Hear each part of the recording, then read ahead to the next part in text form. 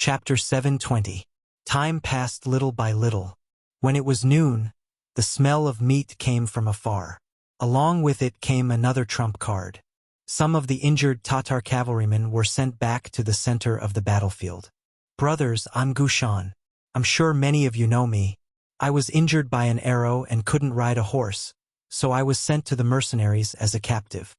A Tatar cavalryman on a horse shouted. Such a shout quickly caused a burst of discussion in the Tatar camp. That person is indeed Gushan. His hometown is not far from mine, so I know him. He is Gushan. He was originally with me. Even if he turned into ashes, I would still recognize him. I just didn't expect that when we left this morning, he couldn't get on a horse, but now he can ride a horse. Immediately, several Tatar cavalrymen took the initiative to testify, proving Gushan's true identity. After his identity was confirmed, Gushan's words were more credible. When he talked about his experience, everyone naturally chose to listen carefully. After listening to his story, they also knew what happened to him in the mercenaries. In Gushan's own words, although he was a captive, he was different from a captive. Since he and his injured companions came to the mercenaries, they were immediately surrounded by a group of medical officers called military doctors. Then, all kinds of examinations, all kinds of treatment, all kinds of medicine, and all kinds of methods were used. After the treatment, hot meat soup and flatbread were served in front of him. The people who surrounded him were also Mongolian men. Through the conversation, he knew that the Mongolian soldiers in front of him were not fake. Through the conversation, he gained a deeper understanding of the mercenary army system, and he also gained a deeper understanding of how the soldiers were treated. Gushan was a person who could speak. After he saw that many people were listening to him carefully, he bluntly announced that the treatment of soldiers was soldiers was 10 taels of silver a month.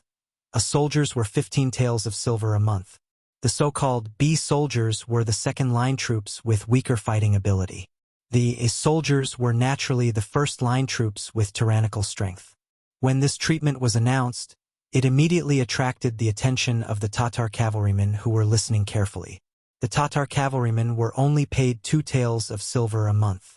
Of course, if there was a war, there would still be some extra benefits. For example, they could keep a portion of the things they looted. The military merits they obtained could also be exchanged for a portion of silver taels. But even so, on average, the amount of silver they received each month was still limited. It was far from being as generous as the salary of the mercenaries. Not to mention, according to what Gushan had heard, once the mercenaries were involved in a war, their rewards would only be greater. For example, if you killed an enemy on the battlefield, you could get a reward of 1 to 10 taels of silver. This also depended on who you killed. Hearing this, the Tatar cavalrymen's eyes revealed excitement and even yearning. The cavalry here were all Tatar elites. In terms of combat ability, they were more powerful than the Tatar cavalry at the West River and the North Slope. All capable people were conceited. Things like military exploits were as easy as eating a meal in their hands. Who wouldn't be tempted when they heard that they could receive so many rewards for their military service? The so-called capable people needed a platform to display their abilities, and the mercenary group was obviously a very good platform to display their abilities. It made the hearts of the capable people yearn for it. Speaking of the treatment of the Mongol cavalrymen, although their ability to march and fight was very strong, due to the constraints of the environment, they did not seem to have much creativity other than fighting and hurting. Because of this, their treatment had always been very poor. It was even worse than the Baiming army, the original Nuzan tribe, and the Mongol tribe in Narcissus town. The price they paid was not proportional to the benefits they received. This made many of the Tatar cavalrymen resentful. But when they thought about how everyone was like this on the Mongolian grassland, they slowly balanced out. But balance did not mean that they had truly accepted it. They still wanted to prove themselves and improve their treatment. After all, with money they could do many things. This was something that everyone knew. Why did the Mongol cavalrymen always like to plunder? It would not take long for them to think of attacking the Central Plains. Wasn't it because they were too poor? Everyone knew that the Central Plains was vast with abundant resources. The people there were also very rich. If they did not target them, who else would they target? Although many people would die in every war, compared to the benefits, the risk was worth it. But now, they did not need to go out of the grassland to plunder others. They could also receive good treatment. This was equivalent to having benefits in front of them. How many people would not be tempted? How many people would be able to ignore it? At this time, it was not only the ordinary Tatar cavalrymen. Some of the Tatar centurions and Kiliarchs were also tempted. Gushan had just said that an ordinary soldier's monthly salary was at least 10 taels of silver. As a small general, they would receive even more. If they followed this treatment and worked in the mercenary army for a few years, wouldn't they have enough money to marry a wife, build a house, and buy sheep and horses? If they really had money and a happy and comfortable life, who would want to go to war and take risks? Gushan's appearance made many people have a better understanding of the mercenary army and yearn for it. In the following time, more Tatar cavalrymen like Gushan who had been treated with minor injuries were released. They came to the center of the two armies and began to help spread the benefits of the mercenary army. One person's words might not be credible, but what about 10 people, 100 people, or more? Not to mention that the original words were true, with so many people saying the same thing, even if it was false, it would become true. As more and more of their original companions came forward to speak, gradually, no one doubted the truth of the matter. On the contrary, everyone's eyes were full of stars, imagining the various benefits after joining the mercenary army. Gushan and the others were sent out because they had received a certain promise from the mercenary army. For example, the so-called Mercenary Logistics Battalion Commander Beta Persei, who was in charge of receiving them, said that as long as they helped persuade the Tatar cavalrymen, once they chose to surrender, not only would they receive a reward of 100 taels of silver for their military service, but after their injuries were healed, their ability would be tested first and they would be able to enter the Acor. Even if it was for themselves, Gushan and the others would go all out and do their best to praise the mercenary army to the best of their ability. Their efforts finally paid off. Under the extreme temptation of words, finally a bold Tatar cavalryman walked out of the camp and came to the center of the two armies, expressing his willingness to surrender to the mercenary army. His appearance was naturally welcomed by Gushan and the others. In the warm applause, the mercenary army also sent out 2 battalions of soldiers to welcome him. Immediately, a special person came forward to register. The officer in charge of the reception also praised the Tatar cavalryman for daring to be the first to come forward. He said that if this person performed well, he would be given more consideration for his promotion. With such a living example in front of them, the other Tatar cavalrymen finally couldn't help but take the initiative to stand out. They scrambled to be the first, as if they were afraid that all the benefits would be taken away by others if they were late. More and more Tatar cavalrymen chose to surrender. They put down their weapons, jumped off their horses, and joined the mercenary army. Because of this, the tension of the previous war slowly disappeared. So much so that the originally tense string was also relaxed. There were also examples of centurions and Kiliarchs joining the mercenary army. In the main camp of the Tatar cavalry, Suhi stood at the entrance of the large tent. He looked at everything that was happening in front of him from afar and was speechless for a long time. There was no expression on his face. He couldn't tell if he was happy or disappointed. Suhi's mood was indeed a bit complicated. You could say that he was happy. So many of his brothers had a way to live, so he was naturally happy. But at the same time, he was worried that the mercenary army would not treat his brothers well. Since they had surrendered, it was the same as fish on the chopping board, waiting to be slaughtered. If all of this was fake, then what should he do? Under such a worried mood, Gushan, who had done his best to talk, crossed the line between the two armies and arrived in front of Suhi. This was deliberately requested by Suhi. He wanted to contact Gushan alone and use his experience to judge whether what Gushan said was true or false. Seeing that Gushan had arrived, he calmly turned around and walked into the large tent. He spat out a sentence, "Come with me." Gushan was naturally cautious and even a little nervous. After all, he was just an ordinary Tatar cavalryman. It was impossible for him to meet a general like Suhi who commanded tens of thousands of troops. But now they could actually meet alone. It was imaginable how his mentality had changed. As soon as he entered the tent, it was incomparably cold. He turned his head and said casually, "Sit anywhere." "Thank you, General. I'm used to standing." Gu Shan was still very aware of his identity. He didn't sit down but stood respectfully at the side. He saw Gu Shan's performance, but he didn't say anything.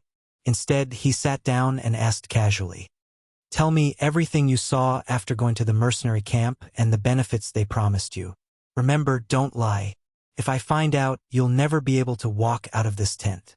There wasn't the slightest anger in his voice, and there wasn't even the slightest murderous intent.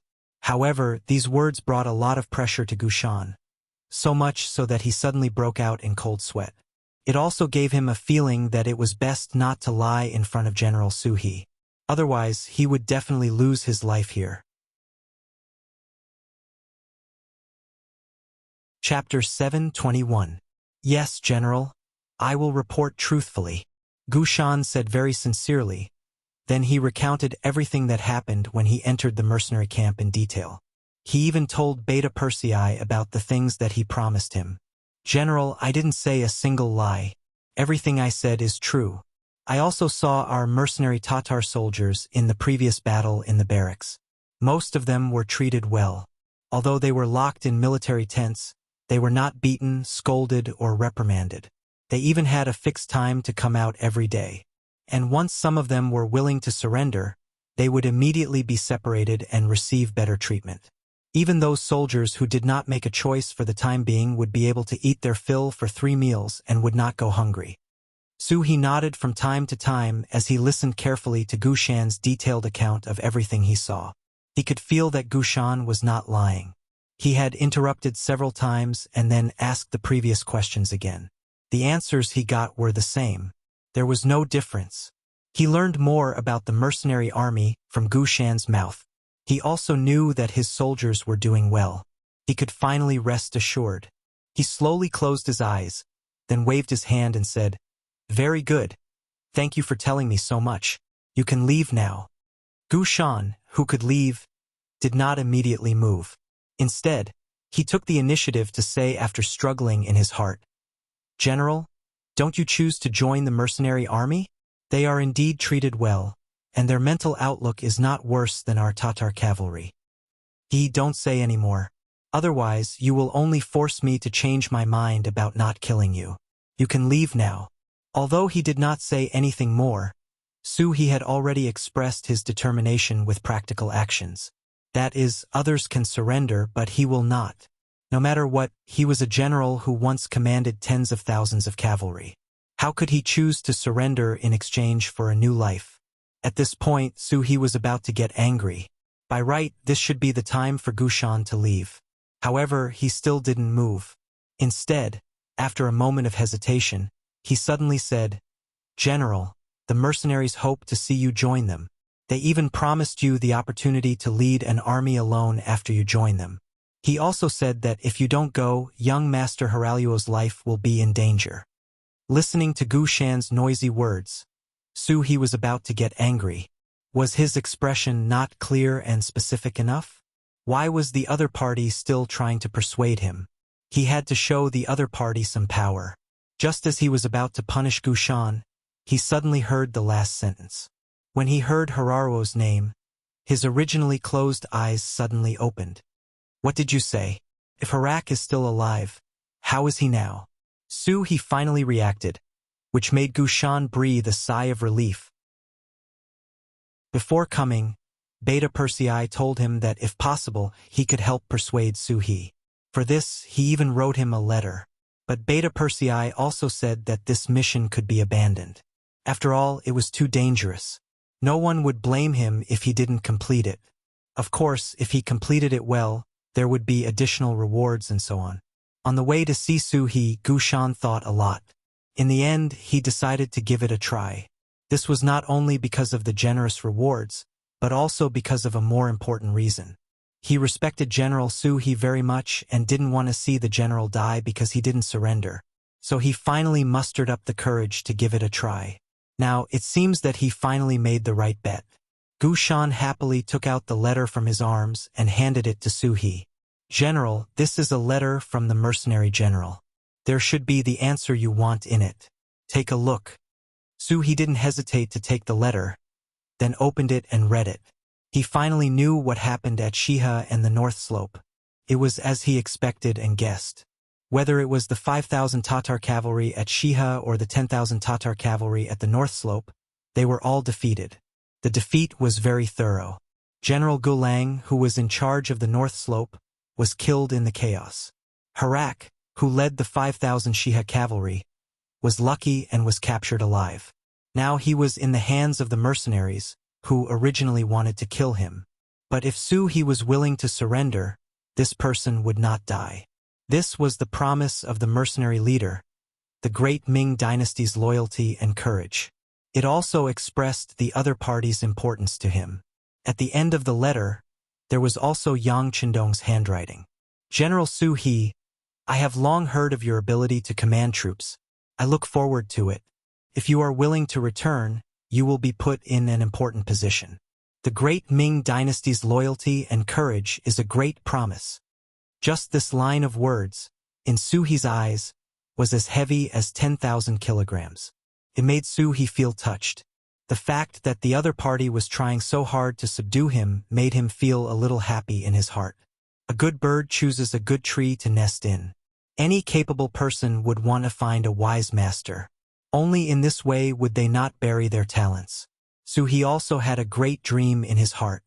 That was to rule the entire grassland like his predecessor, the greatest hero in his heart, Genghis Khan. Then, he would let the Mongolian cavalry conquer the world and achieve supreme hegemony. Unfortunately, this dream was completely lost because he followed Agadorji. This was a greedy person, a short-sighted person. As long as he could eat his fill, wear warm clothes, and have enough power, he would stop moving forward. If he followed such a person, he might be able to barely survive, but it was obviously impossible to achieve great things. If the other party did not promote him and put him in an important position, He would have left long ago. He originally thought that he would not have the chance to fulfill his wish in this life. But now, the opportunity was in front of him again. The Duke of Loyalty and Courage, the legendary war god, who could easily defeat Yesen, had extended an olive branch to him. How could he not be excited? But sometimes, being excited was not enough. What really moved He was that as long as he chose to surrender, he could save Hara Ruoshin's life.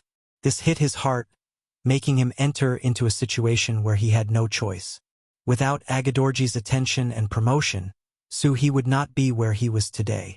In order to repay the favor, he risked his life to let the other party leave. Logically speaking, he had already repaid the favor. But this didn't seem to be enough. He didn't just want to call it even, he also wanted the other party to owe him a favor. This way, no matter who talked about this matter in the future, they wouldn't blame him anymore. And if he could save Hara Ruoshin, it would be equivalent to making Agadorji owe him a big favor. That would be perfect. Is Hara Ruoshin still alive? I want to see him before making a decision. Although He was already moved, he did not show it.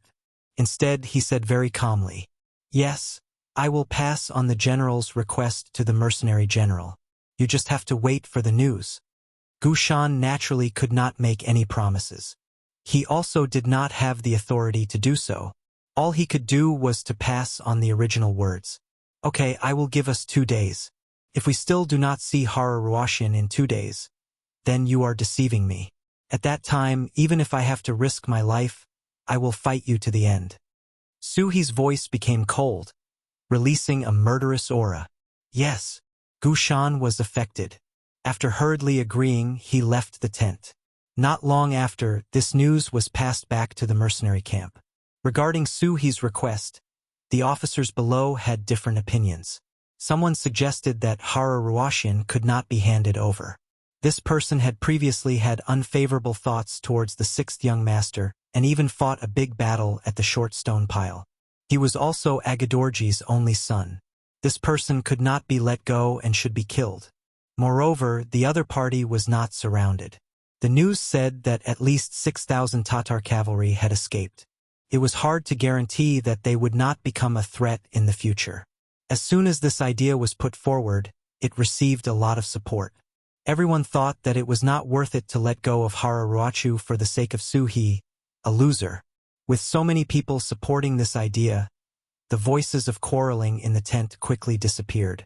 After reaching a consensus, everyone's eyes fell on Yang Qindong, who had been sitting at the head of the tent without speaking. 1,000 soldiers are easy to obtain, but a general is difficult to find. You must have all heard of it.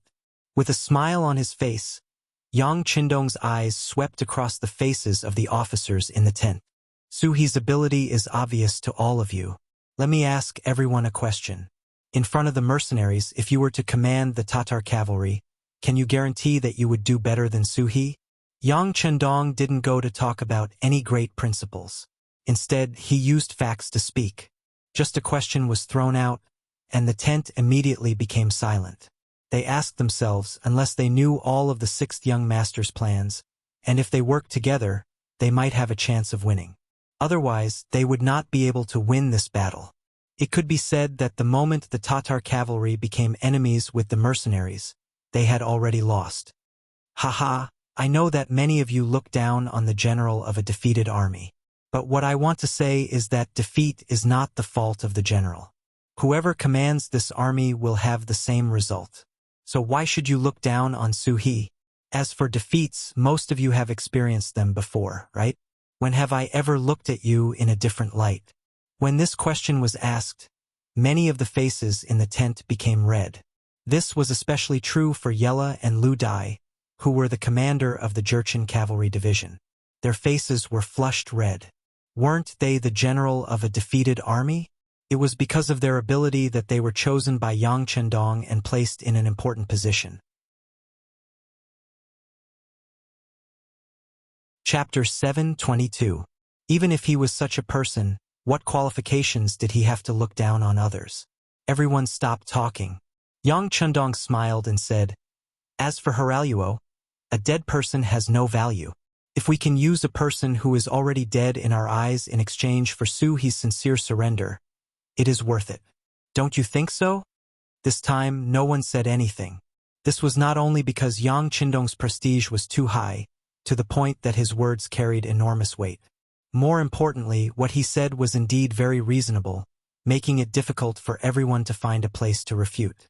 Because Yang Qindong expressed his opinion, the matter was settled.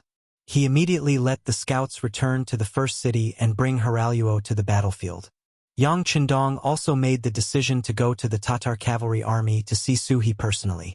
Naturally, some people showed concerns about this decision, but Yang Qindong said that he had confidence in the Black Knights. In addition, the mercenaries could press to the front line.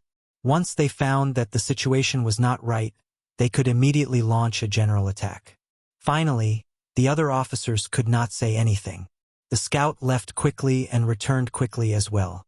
After only a day and a half, Haraluo was brought in front of Yang Qindong. Compared to the last time they met, this person was slightly embarrassed. It should be because he had not washed his face for a few days. He gave people the feeling that he was very listless. "Come, fetch water for him to wash his face and get him a set of clean clothes to change into." Yang Qindong just casually glanced at Haraluo, then looked away. If such a small person was not still useful now, perhaps he would not take a second look at him in his life. Haraluo was taken away. When he followed Yang Qindong and the 100 or so black-clad knights out of the mercenary camp, it was as if he had changed into a different person. He was much more energetic. Although his appearance had recovered a lot, it could still be seen from his constantly moving eyes that he was still very afraid at this moment. After becoming a captive, he no longer knew what his future path was. He didn't even know when he would die. Under this shadow, he didn't dare to say anything. Once he noticed that the surrounding black-clad soldiers were looking at him, he tried his best to put on a flattering smile to curry favor. To Haraluo's horror, he was surprised to find that after leaving the mercenary camp, they were actually heading towards the Tatar army. He carefully looked at the black knights beside him. There were only a little more than 100 of them. He really couldn't understand. Would such a small number of people really dare to bring him to the Tatar cavalry's camp? Could this be the so-called boldness of the skilled? While thinking, Yang Chendong led more than 100 Black Knights through the ceasefire battlefield, heading straight for the Tatar camp. Along the way, they saw many Tatar cavalry who were hesitating whether to surrender or not. When they saw Yang Chendong and the 100 Black Knights, their eyes were also filled with shock and confusion. In front of the largest tent in the Tatar cavalry's camp, Su He stood to welcome them. When he saw the Black Knights coming from afar and Hilario in the group, his face didn't change, but his heart was really shocked. The mercenaries really did send Hilario over. They really kept their word. Everyone, since you are here, why don't you take a seat in the main tent? In the spirit of hospitality, and also wanting to test the other party, Su He made an invitation. Of course, he also wanted to test them. He wanted to see if the mercenaries were really so bold, and if they had the courage to do so. Of course, the one who answered him was Yang Chendong, riding the white dragon horse at the head of the group. Along the way, he didn't panic, as if he was walking in his own camp. He didn't show the slightest sign of weakness. On the contrary, when he came in front of Su He, his eyes were still constantly looking at this person, as if he was looking at a treasure. Yang Chendong, who agreed, dismounted from his horse and led Beta Persei and Qiu Vi, as well as Ba Daojiang and Peng Yu, who were escorting Hilario, and strode into the tent. As soon as they entered the tent, they could see that both sides of the tent were filled with executioners holding swords and sabers. There were about 50 of them. They were glaring angrily at Yang Chendong and the others who came in. It was as if they would chop the intruders into minced meat at the slightest command. "You are cheating, how dare you!" After Beta Persei and Qiu Vi saw the situation in front of them, they stood on the left and right respectively and pulled out their sabers. Their eyes were filled with anger and killing intent. On the other hand, Yang Chendong wasn't confused by the scene in front of him. Instead, he smiled and looked at Su He, who had already walked to the front and was 3 meters away from him. He asked, "Is this how you treat your guests?" At this time, Yang Chendong not only showed that he wasn't afraid, but in fact, he really wasn't. Hilario was still in his hands and hadn't been handed over to the other party yet. Just based on this, the other party didn't dare to act rashly. According to his analysis, the reason why they put on such a posture was just to scare him. While Yang Chendong was speaking, Badao Jiang and Peng Yu also tightened their grip on the sabers in their hands. The sabers were placed on Hilario's neck. It seemed that this movement would draw blood, causing Hilario to cry out in alarm. "Su He, don't act rashly, don't act rashly." Instead of scaring the others, Su He scared his own people. There was a trace of disappointment in his eyes. Then he waved his hand, and the 50 axemen took a step back in unison, maintaining a safe distance from Yang Chendong and the others. After expressing a certain amount of goodwill, Su He looked at Yang Chendong and asked, "Can you let them go now?" Logically speaking, the danger wasn't over yet. Letting them go now was equivalent to putting themselves in danger. If it was anyone else, they wouldn't agree so easily. However, Yang Chendong wasn't an ordinary person. 50 axemen wasn't a small number, but it wasn't a big deal in his eyes. The 4 men he brought with him could each fight against 10 men, and his own strength was unfathomable. Outside the tent, Dao Xiao was leading more than 100 Black Knights. It was impossible for them to fend off an army of 10,000, but it would not be a problem for them to fend them off for a while. Once chaos broke out here, the mercenaries outside would charge in. These were the reasons why he was so confident. Because of this, after hearing Su He's question, Yang Chendong smiled. "Of course we can let them go. I originally wanted to give them to you. Come, let young Master Hilario go." Badao Jiang and Peng Yu were stunned for a moment. However, this was the 6th young master's order. Although the 2 of them were reluctant, they still put down their sabers and pushed Hilario to Su He's side. This action also gave Su He a fright. What he said just now was just to test the waters. If the other party didn't let him go, he would definitely mock them and point out that the mercenaries were also as timid as mice. He could use this opportunity to suppress the other party's momentum. But now, the other party really let them go. Just this magnanimity and boldness made him speechless. Su He didn't know what to say. Hilario, who was released, finally regained his freedom. He suddenly shouted, General Su, quickly capture these people. Their status isn't low. We can threaten them to make the mercenaries pay the price. Along the way, although he didn't know Yang Qindong's true identity, he had met him twice. In addition, when he left the mercenaries' camp, he could see that many people looked at Yang Qindong with very respectful gazes. Just based on this, he guessed that this person's status wasn't ordinary. Thus, he shouted loudly.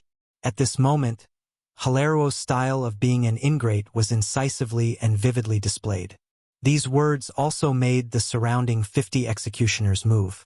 Just now, the other party had hostages in their hands, so they didn't dare to act rashly. But now, the enemy had nothing, so they didn't put him in their eyes. Hilario's shout also made Beta Persei, Chio V, and the other two become very nervous. The four of them even involuntarily touched their waists. They all came with pistols. If the situation goes out of control, they will pull out their guns and kill. However, Yang Qindong still didn't panic. Instead, he looked at Su He and smiled, as if to tell everyone that he was not an enemy, but a friend. Su He was also one of the calmer people. At least he didn't shout, nor did he have the intention to order the arrest. Instead, he looked at Yang Qindong, his eyes full of curiosity. But I don't know who you are? Seeing Yang Qindong's calmness and also seeing that this person was the leader of the Black Knights, Su He was indeed interested. This person's boldness and courage were something he had never seen in his life. With this alone, this person was worthy of respect. What? General Su, you really don't know who I am? Well, I will tell you, listen carefully. I am the great Ming's loyal duke, the one you call the war god. With a smile still on his face, Yang Qindong revealed his identity word by word. Loyal Duke? War God.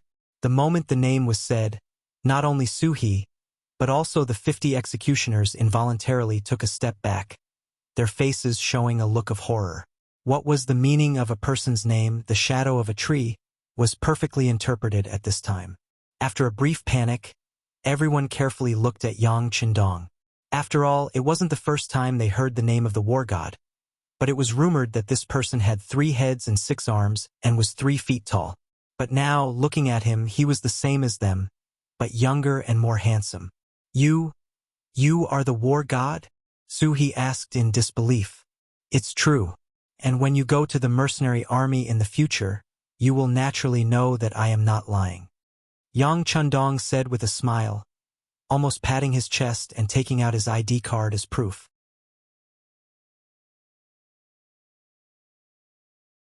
Chapter 723. It really was the war god. Su He was truly excited.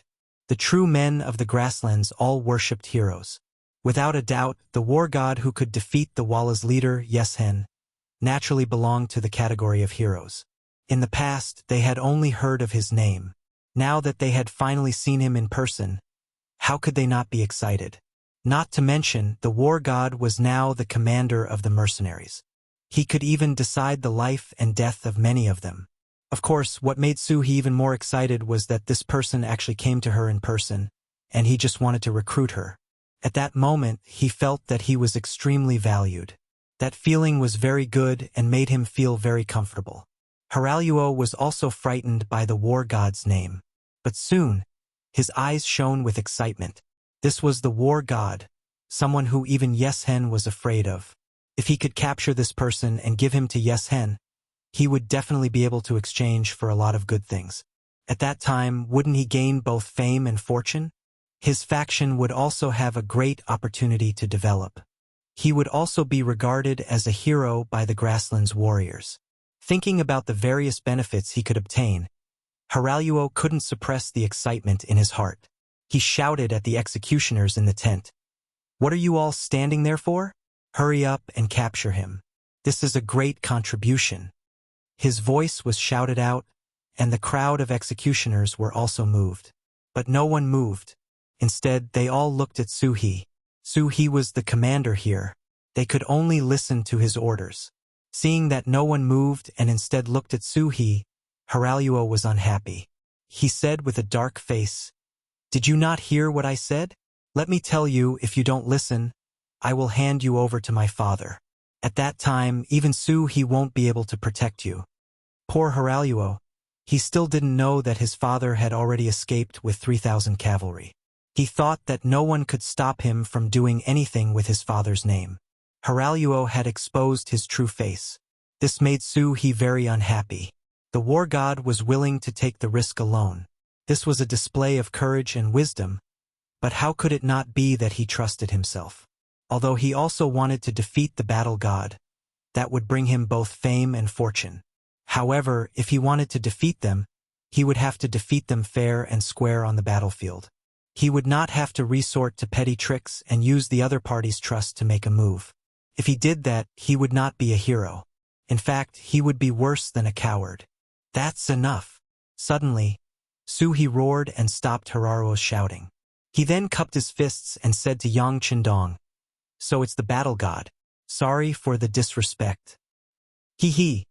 Yang Chendong was very satisfied with He's performance. The fact that the other party didn't make a move was enough to prove that he was a straightforward and upright man. Such a person was always worthy of others' trust.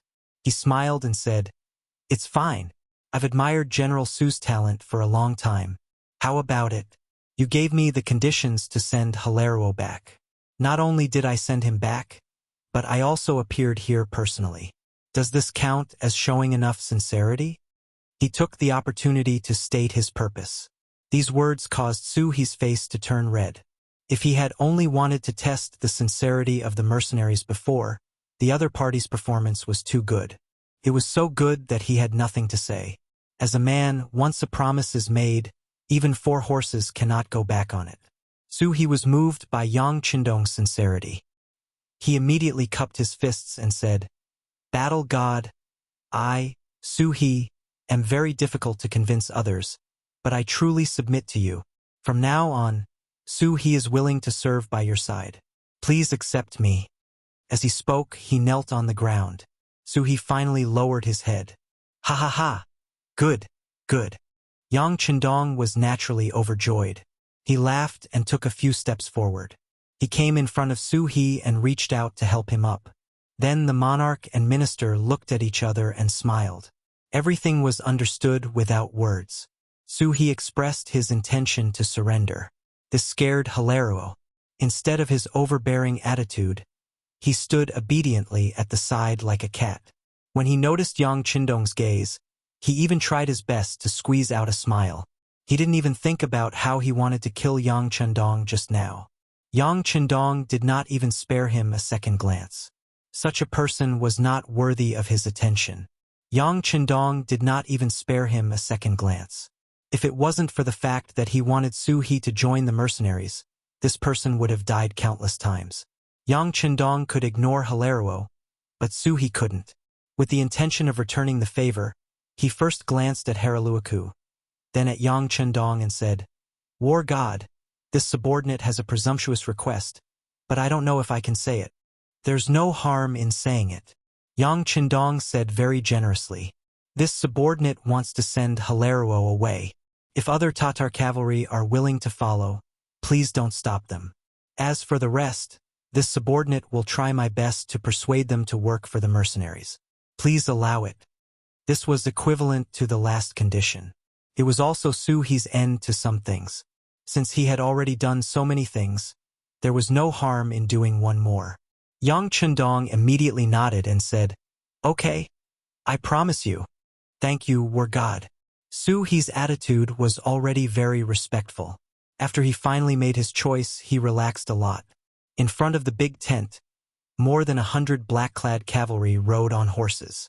They wore black iron masks so people couldn't see their expressions at all. However, a solemn murderous aura leaked out uncontrollably.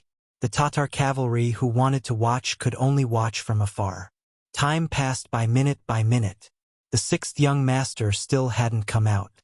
Fortunately, there were no sounds of fighting coming out of the big tent.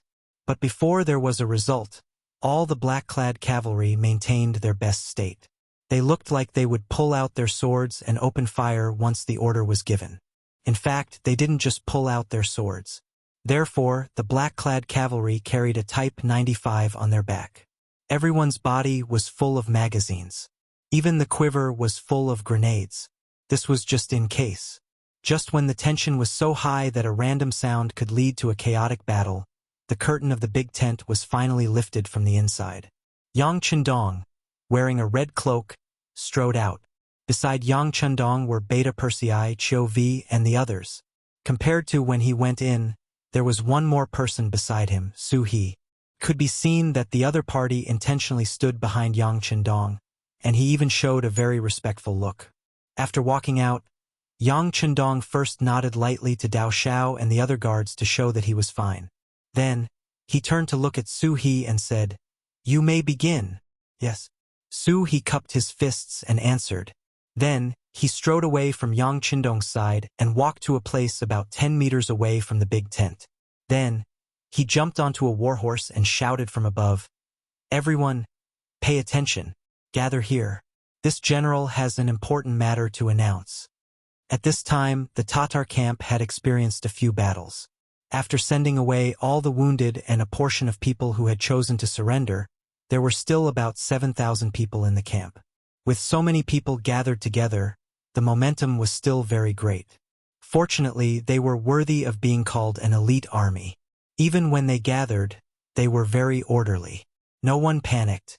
Everyone stood in an orderly manner, either close or far away.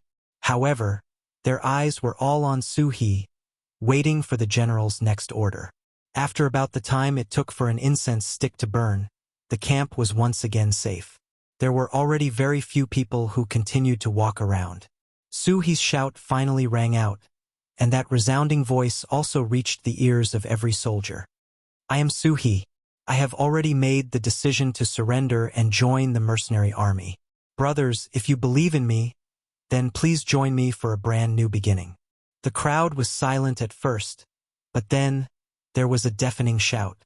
It was clear that this decision was very popular with the soldiers. Many people were already moved, but because there were still many people who had not made a choice, they could not force themselves to stand out. Thus, they endured it. Now that even the general had decided to surrender to the mercenary army, they finally had nothing to worry about. The shouts came one after another, and it took a while for them to gradually calm down. Su He's voice continued to ring out. "Young Master Haruo has already been sent back.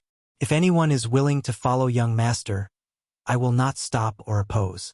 You can leave with him. Those who do not wish to join the mercenary army can also leave with young master first. When you feel that it is safe or the time is ripe, you can leave on your own. From now on, everyone will go their separate ways. However, if one day we meet on the battlefield, we will definitely not be lenient. I hope that everyone can understand, and I also hope that those who leave will take care of themselves." He had given everyone another choice. He had spoken very gently at the beginning, but at the end, he had said such a sentence, which was full of threat. When these words entered the ears of the army, it indeed caused the faces of those who had ulterior motives to tighten. They had no choice but to think about it. If they really left, where would they go in the future? Moreover, the strength of the mercenary army was so strong. If they were to become enemies, would they be able to win? To put it simply, would they have a chance to survive? Yang Chendong heard Su He's words and laughed in his heart. This person really did have some tricks up his sleeve. It was clearly a threat, but he used such a method to make it seem as if he was thinking for everyone. This was indeed a talent. At this point, Yang Chendong was no longer worried about the choice of the Tatar cavalry. With Su He, this powerful general, he would definitely be satisfied with the result. In order to not create pressure for the other party and be able to do things freely, Yang Chendong left with more than 100 black armored cavalry. Chapter 724. Not long after Yang Chendong left, Har also left the Tatar camp. Nearly 1,000 Tatar cavalrymen left with him. About 200 of them had received Lord Agar Dorj's kindness, and they were following the young master to repay his kindness. As for the rest, they did not want to join the Han army, or they were simply tired of war. Su He kept his word and did not make things difficult for them. Instead, he allowed them to take their war horses and weapons and leave the camp.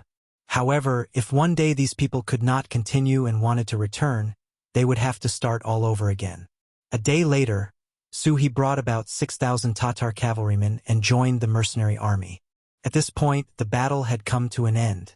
After several bloody battles, 8,000 of the 45,000 Tatar cavalrymen were killed and nearly 20,000 were wounded.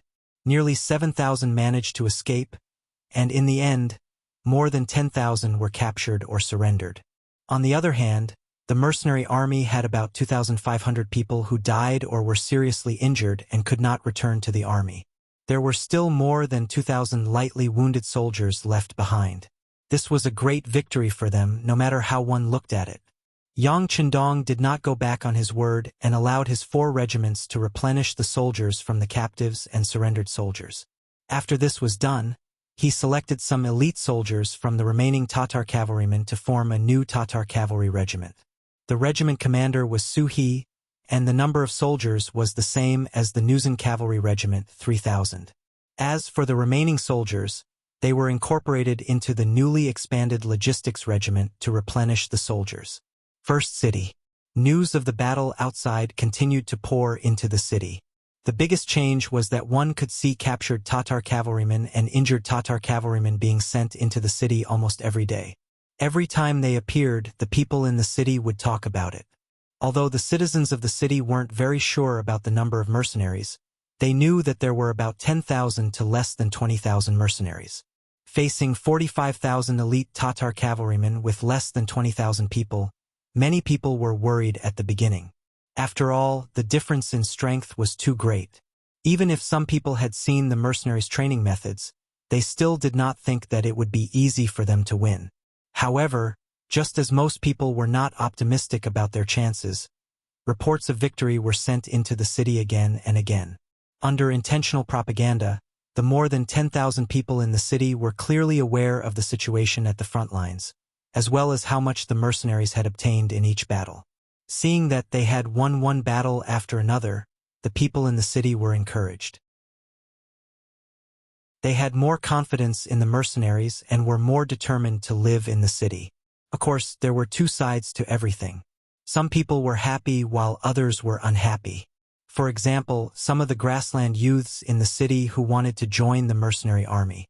They thought that if the front line was tight, they would have a chance to quickly rise and become a member of the mercenary army. However, news of victory kept coming in, especially when a large number of captives and wounded were sent into the city and passed through the streets in front of them. They couldn't help but start to worry. With so many captives, would the mercenaries choose to conscript? Would they still have a chance to join the army and create a better future? Amidst such worries, even better news came. Agar Dorj escaped, and the Tatar army was defeated. General Suhi finally chose to surrender and joined the mercenary army. The beginning city was safe. It was safe. When this news spread to the city, many people went to the streets to celebrate. Only those ambitious young men who wanted to join the army were missing. They were afraid that they had no hope. After understanding the treatment of the mercenaries, the thing they yearned for the most was to join this army. At the same time, they could also earn a better tomorrow for themselves. After discussing, they gathered together and decided in private that when the god of war returned from the front line, they would jointly request to join the mercenary army and ask the god of war to give them an explanation and a chance. Because so many people gathered, such a matter could not be hidden from the members of the security bureau in the city. At first, they thought that something big was going to happen. However, after understanding the matter, they did not know whether to laugh or cry. In the end, they reported the matter to the director of the security bureau in the beginning city, who was also in charge of intelligence in the grassland, Feng Liang. Feng Liang was one of the old people in the security bureau. When it was first established, he was chosen by the director Yang San and transferred to his command. Facts also proved that Director Yang San's judgment of people was still very accurate. Feng Liang withstood strict training, and after becoming an official member, he performed well and completed several difficult jobs in succession. Finally, he became a marquis and the person in charge of the security bureau in the grassland. This time, the beginning city was newly built, so it naturally needed some elite soldiers to assist. Feng Liang came here again and was responsible for the intelligence and security work in the city. He had also spent a lot of time walking through the streets and alleys of the beginning city. He knew the situation and terrain of the city like the back of his hand. Under Feng Liang's efforts, the security bureau in the city was successfully established. Its members were scattered all over the city to ensure that no matter what happened, no one would be able to escape their eyes. This time, so many young and strong grassland men suddenly gathered together. How could they escape his eyes and ears?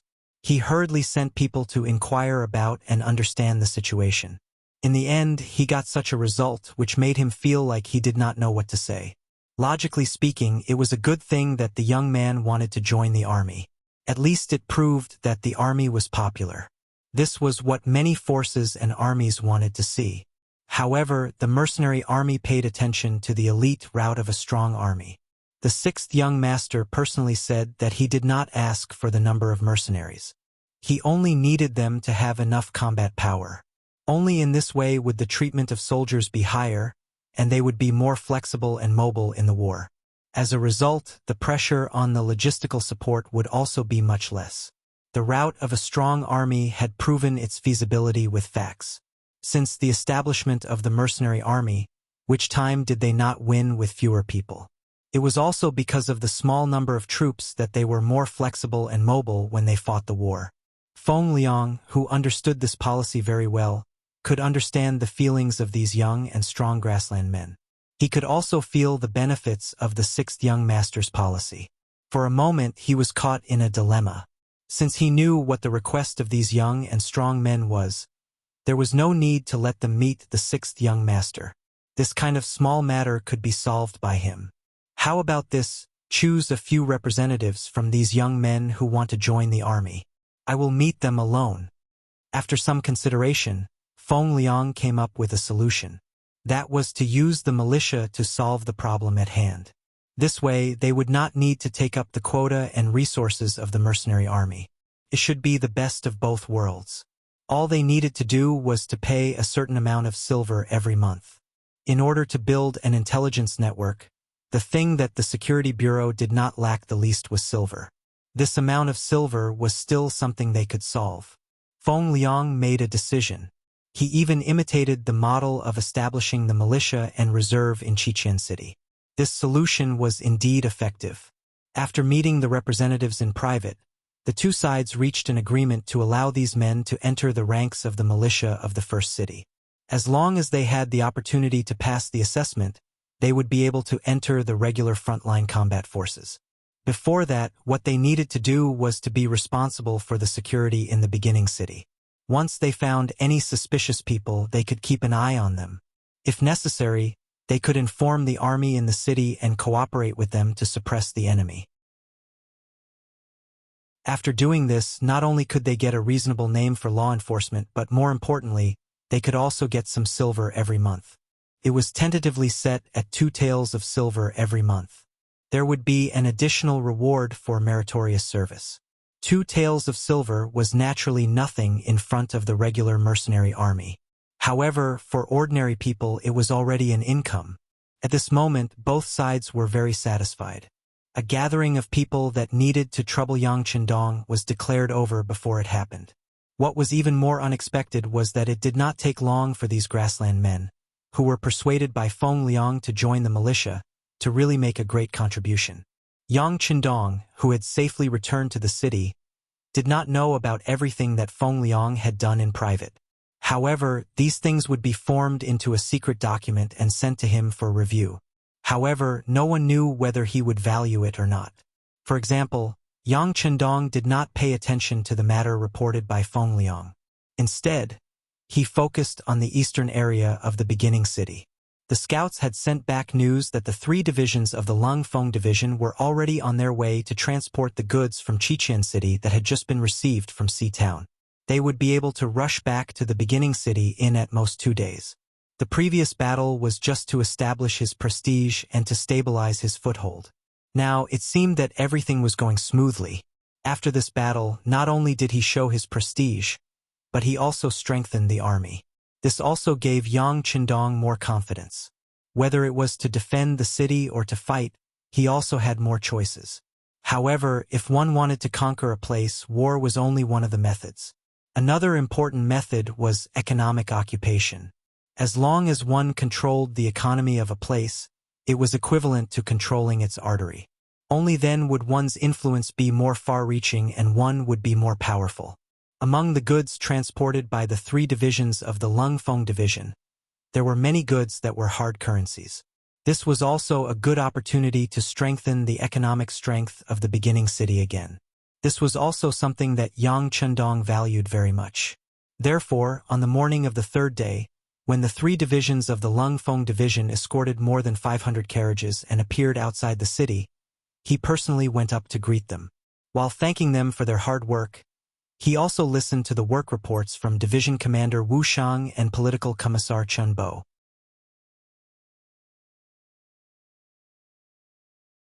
Chapter 725. Ever since they left the first city and headed to the new Ergon city, they had openly raised the banner of the mercenary army. At the same time, they attracted the attention of the Baiming guards. Then, at the downstream of the Songhua River, outside the Jianzhou left guard, they had a big battle with the 3,000 cavalrymen of the Baiming guards and won a great victory. They had made a great contribution in this battle, and because of this, they gained the name of the mercenary army. The Baiming guards became more honest, and a logistics route that belonged to the mercenary army was opened up. On the way back from Seatown to pick up the goods, there were no more Ming army soldiers to make things difficult for them. There were only some scouts following them from afar, inquiring about their situation. Good. Hearing that he had established his prestige with just one battle, Yang Chendong was naturally satisfied.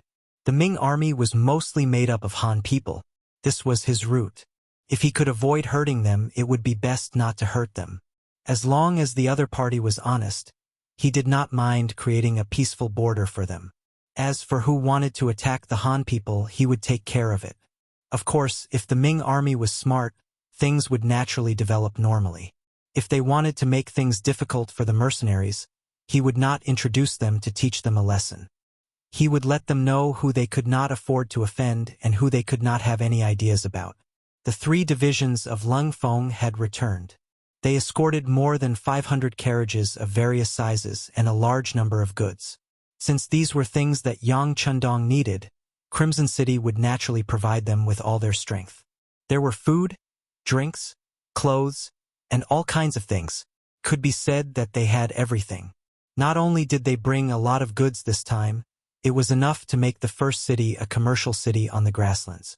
At the same time, there was also a talent who came with the army. His surname was Yu and his name was Mian. His father was the first city lord of Crimson City, Lord Yu Qian. Yu Mian had a reputation in history, and his abilities were not ordinary. It was just that Yang Chendong did not appear, and in the end Yu Qian ended up being beheaded. As his son, it was natural that he would not have a good ending.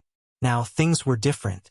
Yu Qian was under the protection of Yang Chendong, and he had even handed over the management of such an important headquarter city to him. Naturally, his son would be able to do things much more smoothly.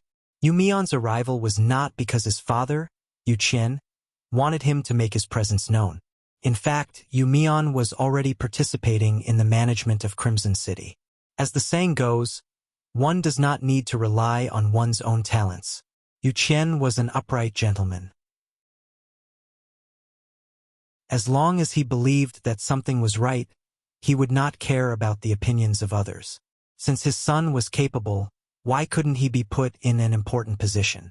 Yu Mian, who already had an official position in Crimson City and had begun to participate in the management, was summoned to Origin City after being recommended. This was Yang Chendong's order. Such a large city always needed someone to manage it, especially when it was just built.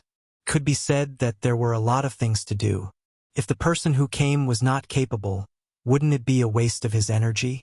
Finding a suitable city lord was a problem that Yang Chendong had been thinking about. He handed the matter of the candidates to Crimson City and asked them to report it. Among them was Yu Mian's name. In the end, he became the person that Yang Chendong wanted. When he saw Yu Mian, it was at the Yang residence in Origin City. The largest residence in this city was Yang Chendong's residence. In the pavilion in the back garden, Yang Chendong met Yu Mian, who was in his early 30s. The reason why he chose this place was to show his closeness. Only those who were chosen by Yang Chendong would be able to appear in such a private occasion. On the other hand, if it was someone unfamiliar, they could only meet in the living room. Yu Mian greets the sixth young master. After being brought to the back garden by Beta Persei, Yu Mian became excited when he saw the back of Yang Chendong, who was drinking tea alone from afar. He was still far away, but he had already bowed respectfully. "Ha! Come, have a seat." Yang Chendong laughed without even turning his head. Then he waved his hand and greeted Yu Mian casually. The more casual he was with you, the more he expressed his trust in you. Yu Mian naturally walked to Yang Chendong's side with a look of fear and trepidation. Then, he nervously and carefully sat on the empty chair opposite him. One shouldn't think that Yu Mian's performance was exaggerated. But for those who lived in Crimson City, there was no one who didn't know Yang Chendong and the sixth young master. For example, Yu Qian was the first to be kidnapped, so he naturally had a conflict in his heart. Coupled with his feelings for the Great Ming Dynasty, it was basically impossible for him to work for other forces. Fortunately, Yang Chendong had never forced him. Otherwise, given Yu Qian's unyielding character, it would not be strange for him to commit suicide. He seemed to know what kind of person Yu Qian was, what kind of nature he had, and what kind of character he had. From the beginning, Yang Chendong did not intend to use force. He just let Yu Qian wander around the city. Then, under the influence of what he saw and heard, the environment really changed Yu Qian's mind.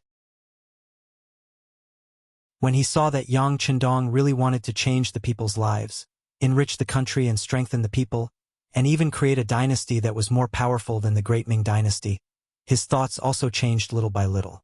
During the day, he walked on the streets and observed his surroundings.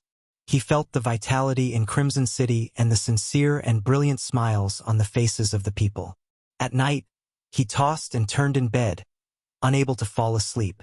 He thought about what kind of impact the development of Crimson City would have on the Great Ming Dynasty and whether the development of such a city would be good or bad.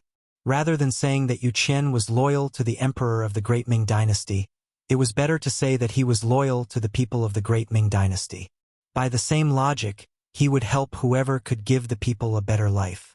After observing for many days, he confirmed that the development of Crimson City was for the good of the people. It could let them live a better life, obtain more respect, and obtain more fairness. He was surprised to find that this was not the life he wanted, the life and world he wanted, the life he had been pursuing all this time. In the end, reality defeated him and changed Yu Qian. He finally decided to use his own ability to do something for the city. Then, he was appointed to an important position and became the lord of a city. Facts also proved that he was indeed capable, not only in military matters, but also in the people's lives. After he was given great power, his performance would only improve. Facts further proved that Yang Chendong was right to put Yu Qian in an important position. Under his guidance, Crimson City entered an era of rapid development. With Yang Chendong's help in various aspects, it quickly became the largest city in the Yang Dynasty. It created countless wealth for the development of the entire Yang Dynasty and laid a solid foundation. Yu Qian was contributing to the development of Crimson City. Of course, his family was duty-bound as well. At this time, Yu Mian also became an official and became a capable subordinate under his father. He was a capable assistant. His performance was also remarkable. In the end, he came to the first city and became the person personally appointed by Yang Chendong. At this time, Yu Mian sighed with emotion about his experience. He could also feel the great responsibility on his shoulders. He had even begun to outline the future development plan of the first city in his heart. He was thinking that he must build the first city into the second Crimson City and continue its glory. Compared to Yu Mian's nervousness and excitement, Yang Chendong was very calm. He did not talk about business right away. Instead, he casually asked about the matters in Crimson City, especially if the higher-ups and officials could fulfill their duties. Yu Mian, don't be nervous. Just say whatever you want to say. You also know that I'm not in Crimson City all year round, so I don't know much about it. And where there are people, there will be fights. I know this better than you. If you say that your father is the city lord, no one will object to what he says and does, then I don't believe it. With a smile on his face, Yang Qindong directly sealed off the path of retreat, as if saying, I can see that your father is an honest man, so I hope that you're also an honest man. If there's anything you want to say, then say it to me. Originally, he wanted to sing praises for Crimson City, but suddenly, after Yang Qindong said this, Yu Mian knew that he could hold back those words in his stomach. But at the same time, he was very happy that the sixth young master was so considerate of him. Such a person was worthy of others' loyalty. He didn't answer immediately. Instead, he thought for a while before saying, Sixth young master, just as you said, there will be fights where there are people. The higher-ups in Crimson City are indeed not a tight group. There are some people who have doubts about my father's decisions. But all in all, this is just a difference in opinion and a desire for power. At least up to now, no one has caused any major trouble. After all, with Sixth Young Master's reputation and the Security Bureau's people secretly watching, as well as the Special Inspector Bureau's Lord Shin Yu's guarantee on the surface, everything is still peaceful. Yu Mian was being careful and polite, and what he reported was all good news. However, Yang Qindong was not an ordinary person. He could still hear the hidden meaning in his words. Even if everything was peaceful now, it was unknown what would happen in the future. What's going on? Tell me the details. This time, Yang Qindong had already put away his smile, and his expression became much more serious. If he didn't do this, he was afraid that it wouldn't be enough to make Yu Mian tell the truth. It's fine. Yu Mian seemed to want to say something, but in the end, he shut his mouth. And this had already angered Yang Qindong. Then, all right, you can rest for now. In a few days, there will be a carriage that will go to Seatown to pick up supplies. You can go back to Crimson City with the carriage. After saying this, Yang Qindong slowly stood up. Since Yu Mian didn't want to tell him the truth, he would let him go back. There was no need for him to stay by his side if he couldn't confide in him, let alone hand over such an important city like the first city to him.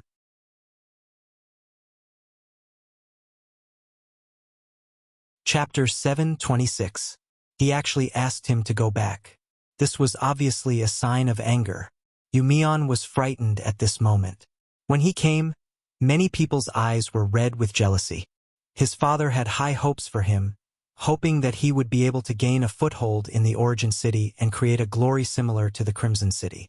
Even when he left, he patted his chest and almost made a military order. It could be said that his family had given him too much hope for his arrival. But now, he was actually going to return empty-handed. One could imagine what would happen if he didn't do anything and went back with his tail between his legs. At that time, not to mention himself, even his father would be implicated. Then, he would become the true sinner of the Yu family. The consequences would be unimaginable and unimaginable. Yu Mian waited for Yang Qindong to leave the pavilion. Just as he was about to leave, he suddenly shouted, Sixth young master, please wait a moment. Stopping in his tracks, Yang Qindong turned around. What is it? Do you have something to tell me? Yes. This time, Yu Mian lowered his head. Regardless of whether he was willing or not, he had no choice now. Then speak. Yang Qindong's expression was calm. Yes, sixth young master. With the continuous development of Crimson City, there are indeed some people who have become restless and dissatisfied. The most representative of them is Yang Taizhu. This is not his real name. It is a name he changed after coming to Crimson City. His father thinks that this name is more resounding and is in line with our original intention of conquering the world with martial arts. And his father is Crimson City's Minister of Foreign Affairs, Yang Shan. Since he had already spoken, there was no way out for Yu Mian. Thus, he revealed everything he knew about the situation. Yang Taizhu is a very decisive person. He also has some tricks up his sleeves. Relying on the fact that he is Minister Yang's son, he bullies the good and oppresses the good. Many people who have money and power without any background have been oppressed by him. Not only that, but he also secretly kept the new products produced by the factories in Crimson City, using the excuse that they were not up to standard for his personal use, and then sold them to foreign merchants at a cheaper price. Sixth young master, as you know, the quality of our Red Nest City's goods is excellent, and the variety of them is wonderful. The demand has always exceeded the supply, and as long as these goods are out of the sea, they can be sold for a good price on land. Because of this, the entire Yang family has become rich. Yang Taizhu used most of this money to establish connections. They used this money to bribe and rope in some officials of various levels in Crimson City, causing their network to grow larger and larger. I'm afraid that it won't be long before these people join forces. They will be able to restrict my father's orders. After saying these words, Yu Mian lowered his head. He knew that he had thrown a huge bomb today. Who knew how many people would be punished after this, and how many heads would fall to the ground because of this? Yang Chendong had been listening quietly, and there was no change in his expression. But in fact, his heart was already overflowing with anger. Everything Yang Taizhu had done, in the words of future generations, was smuggling, and this was stealing from him. Then, he used his money to bribe and collude with some officials.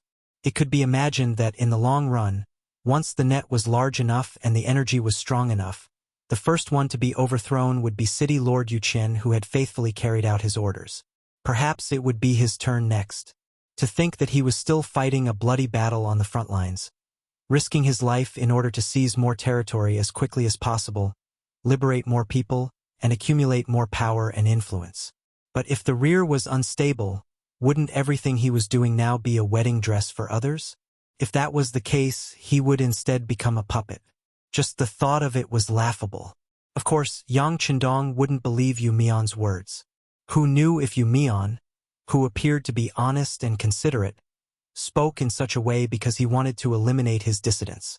Besides, Crimson City was his base camp. There were too many of his trusted aides there. Would those people turn a blind eye to such a thing? With doubts in his heart, Yang Chendong returned to the pavilion and sat down. Tell me, Yang Taizhu is so lawless. Does no one from the Security Bureau care about him? Could it be that the Special Inspector Bureau is useless? And those people from the military, will they turn a blind eye to it? It was precisely because he had left behind these forces and manpower that Yang Chendong was extremely at ease with Crimson City. He didn't believe that some people and some things could be bribed with money. Couldn't they tell that once he was angered, it would be useless no matter how much money they took out? This, Yu Mian didn't answer immediately. Instead, he looked up at Yang Chendong with a troubled expression. Say what you have to say. Don't hesitate. Beta Persei, call Tiger's mane over. Yang Chendong stared intently at Yu Mian's face as he roared outside. Beta Persei left in a hurry, at a loss. Yang Chendong looked at Yu Mian and said, All right, there are no outsiders here now. Tell me everything you know. Even if you say something wrong, I won't blame you. Furthermore, the matter of you saying something wrong won't spread. Now that things had come to this, Yu Mian had no way out. At that moment, he seemed to have made a decision as he said, Yes, sixth young master. This is the situation. This Yang Taizhu is very capable. He first wooed one of Fifth Madam's personal maidservants, Lin Lin, and married her. This way he would have Fifth Madam's support. Then he joined forces with the director of Crimson City Security Bureau, Chun Shuquan. The sixth young master definitely knows this person. This person doesn't speak much, but as his name suggests, he likes power very much. Can be said that he hit it off with Yang Taizhu. With the support of the Security Bureau, he naturally gets twice the result with half the effort. As for the Special Inspector Bureau, he definitely won't find trouble with Fifth Madam. My father once doubted it, but soon, Lin Lin personally appeared in the City Lord's office. After that, I heard from my father that Lin Lin said that the entire Crimson City belongs to the Yang family. The Yang family's madam only took some money from her family. Is there a need to inform outsiders and use outsiders to criticize her? There's no need to talk about the military. Now that there's a political department, Lang Song and Commander Gao Xiong are thinking of how to compete with them. How could he possibly intervene in the local affairs? Wouldn't that be handing over his weakness to others? Therefore, they simply turn a blind eye. As for the other officials, they don't dare to interfere. With the idea that mortals suffer when immortals fight, they hide as much as they can. As long as these people don't provoke them, they will also turn a blind eye. Upon hearing Yu Mian's explanation, Yang Chendong widened his eyes. No one dares to interfere. Didn't the Luan family do anything? Luan Xiaoyu is my future sixth madam. Didn't she stand up? It could be heard that although this was a questioning voice, there was a hint of trembling in his voice. It was unknown if it was because of anger or disappointment. Sixth madam? Ever since you left Crimson City, Sixth madam led the publicity team to perform for the nearly 5 million Han people. She said that she wanted to change the views and mentality of these people as soon as possible, so she hasn't been in Crimson City. And these things have only happened in the past few months. Sixth madam doesn't know about it. Yu Mian knew that this was very likely related to a girl's future happiness and the future of a large family. Of course, he had to explain it clearly. Upon hearing this, Yang Chendong's expression looked better. But soon he sneered. The Yang family's money is indeed used by the family. There's no need for outsiders to interfere. But the problem is that she's just a maidservant.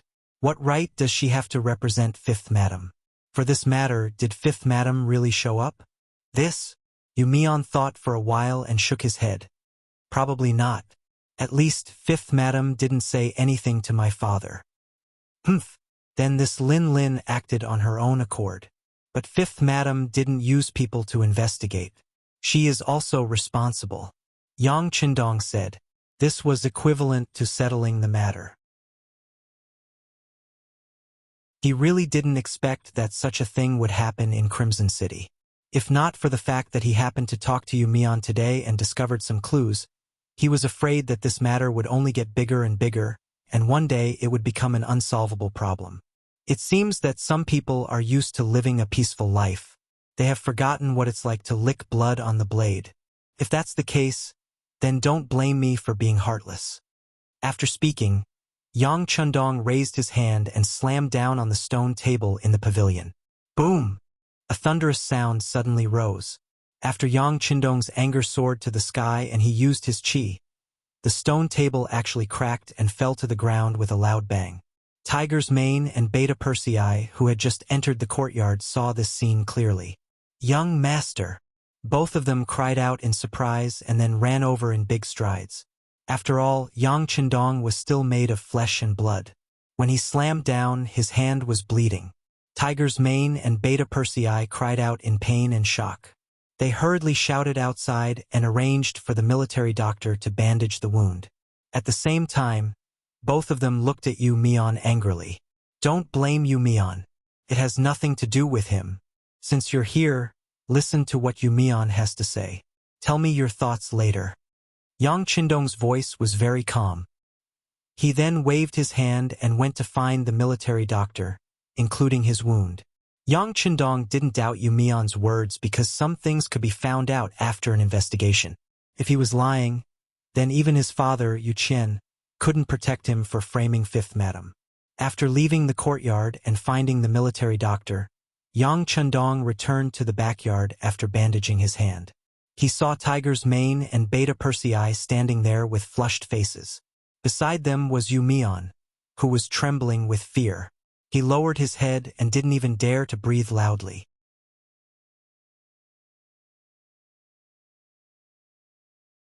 Chapter 727. Are you trying to scare Yu Mian? Let me tell you, this has nothing to do with him. He is the hero. Needless to say, Yang Chendong knew that the two of them must have gotten angry in front of Yu Mian. Otherwise, they wouldn't be like this. This subordinate doesn't dare. Yu Mian did see Tiger's Mane and Beta Persei getting angry just now. It was as if they wanted to eat someone, which really gave him a fright. All right, Yu Mian, you don't have to be afraid. You have contributed to this matter. How about this, you go take a walk on the streets first and familiarize yourself with the situation in the beginning city. Then, write a city management report for me to read. We'll talk about the construction of the beginning city when the time comes. You can go now. With a smile on his face, Yang Chendong said to Yu Mian with a pleasant expression. Yu Mian naturally nodded and agreed. He excused himself and resigned. After there was no one else around, Yang Chendong's expression turned cold again. Tell me, what do the two of you think? Kill all these sinners. Yes, not only do we have to kill them all, but we also have to hold a public trial to clarify their crimes. We have to let all the officials in the Crimson City know what the consequences of doing wrong are. Tiger's Mane and Beta Persei expressed their opinions one after another. After listening to Yu Mian explain everything from the beginning to the end, they were really angry. They didn't expect that while they were fighting for their lives in front of them, the people behind them would be like this. They even felt that their efforts were not worth it. Yes, some people have to be killed. The public trial also has to be held, but the evidence still has to be found first. Crimson City can't be in chaos because of this. It has to develop normally and healthily. Yang Chendong also said as if he had made a decision. Although Yangxia was developing rapidly now, in fact, everything was based on Crimson City.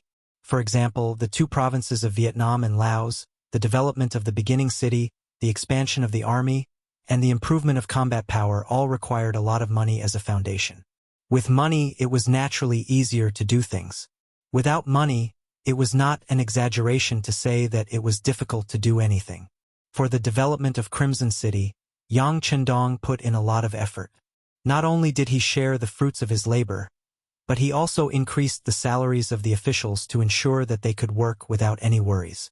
But now it seemed, the human heart could never be satisfied. He originally thought that everyone would be fine, but since there were still problems, he had no choice but to change his strategy. And this was the result of these people asking for it. It seems that I have to rectify my work style. Check it out and immediately send a message to Yang San.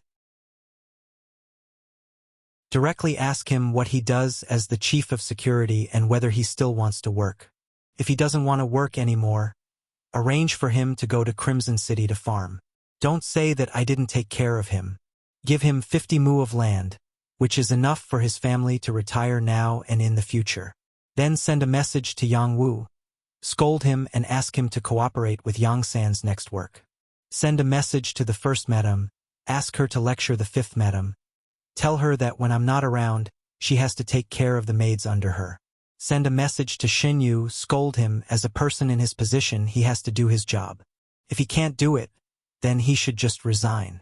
Send a message to Luan Xiaoyu. With her as the leader, let them carry out a rectification operation, including the military.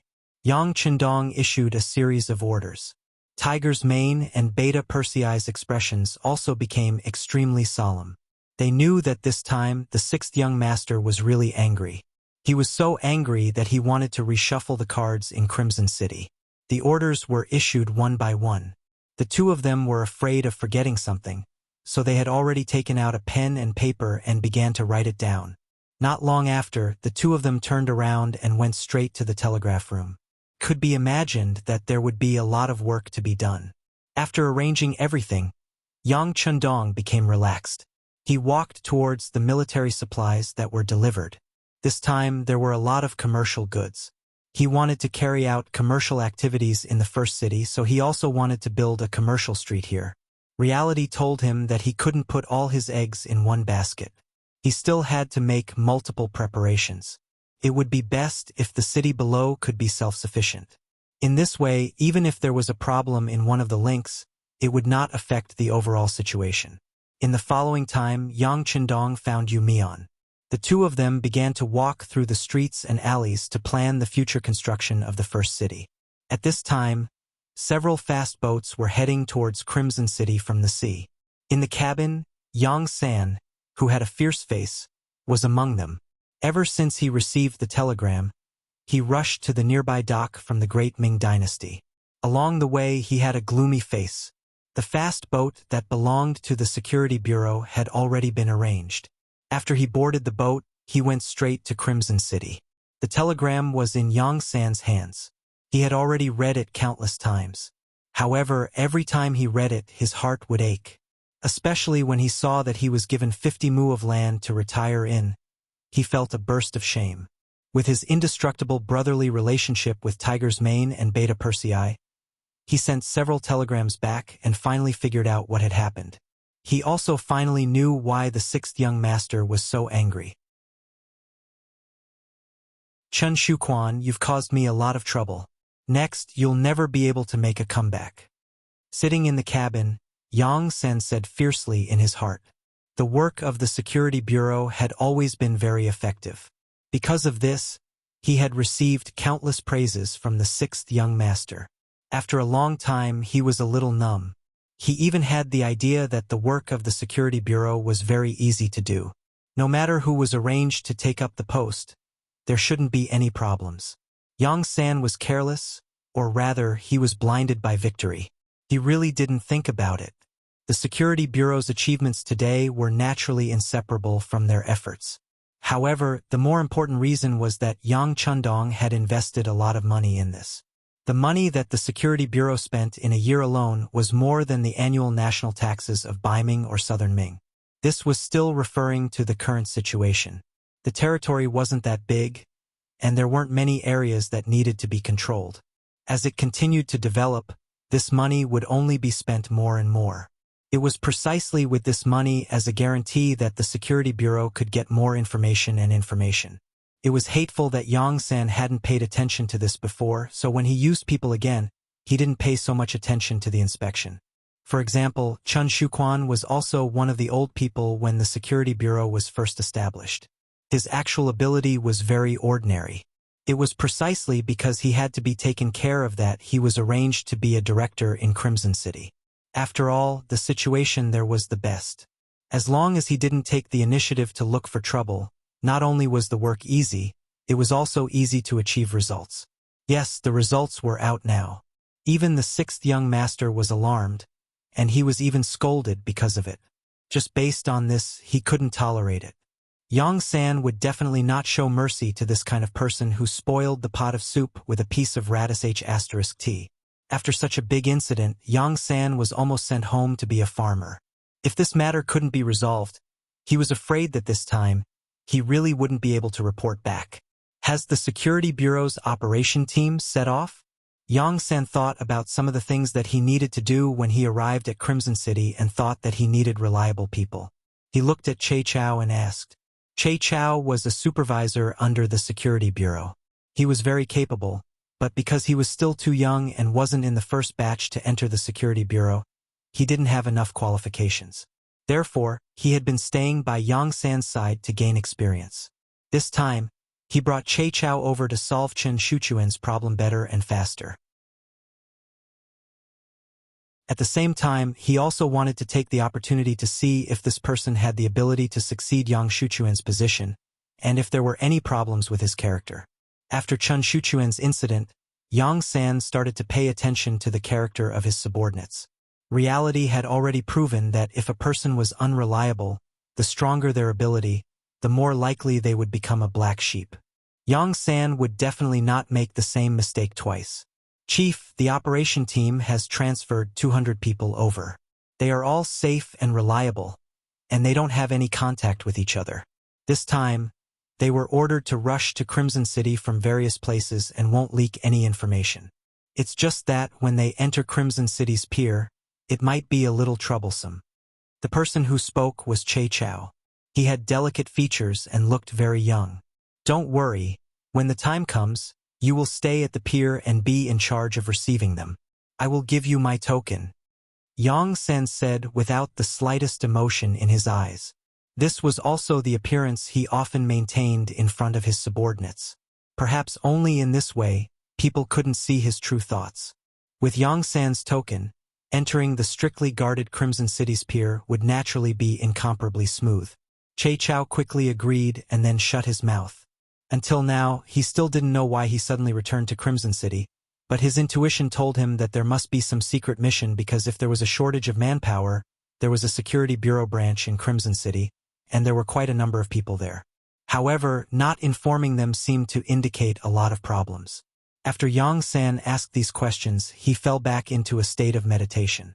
He was already planning his every move after entering Crimson City. This time, he didn't want to rely on others. He wanted to personally investigate Chun Shuchuan's problem. If everything was like what the sixth young master said in the telegram, he would solve it according to the family law and cut off this malignant tumor of the Security Bureau with his own hands. Crimson City. It was still incomparably bustling. Even when the sky was dark, the main streets were already brightly lit. In the Great Ming Dynasty, kerosene lamps were still used, and the palace ministers only used candles. Just this point alone was many times better than before. As the citizens of Crimson City, they were also the first to enjoy the benefits of modern electrical industry. Meanwhile, in a courtyard that was known as the Street of Light, some people were doing shady things.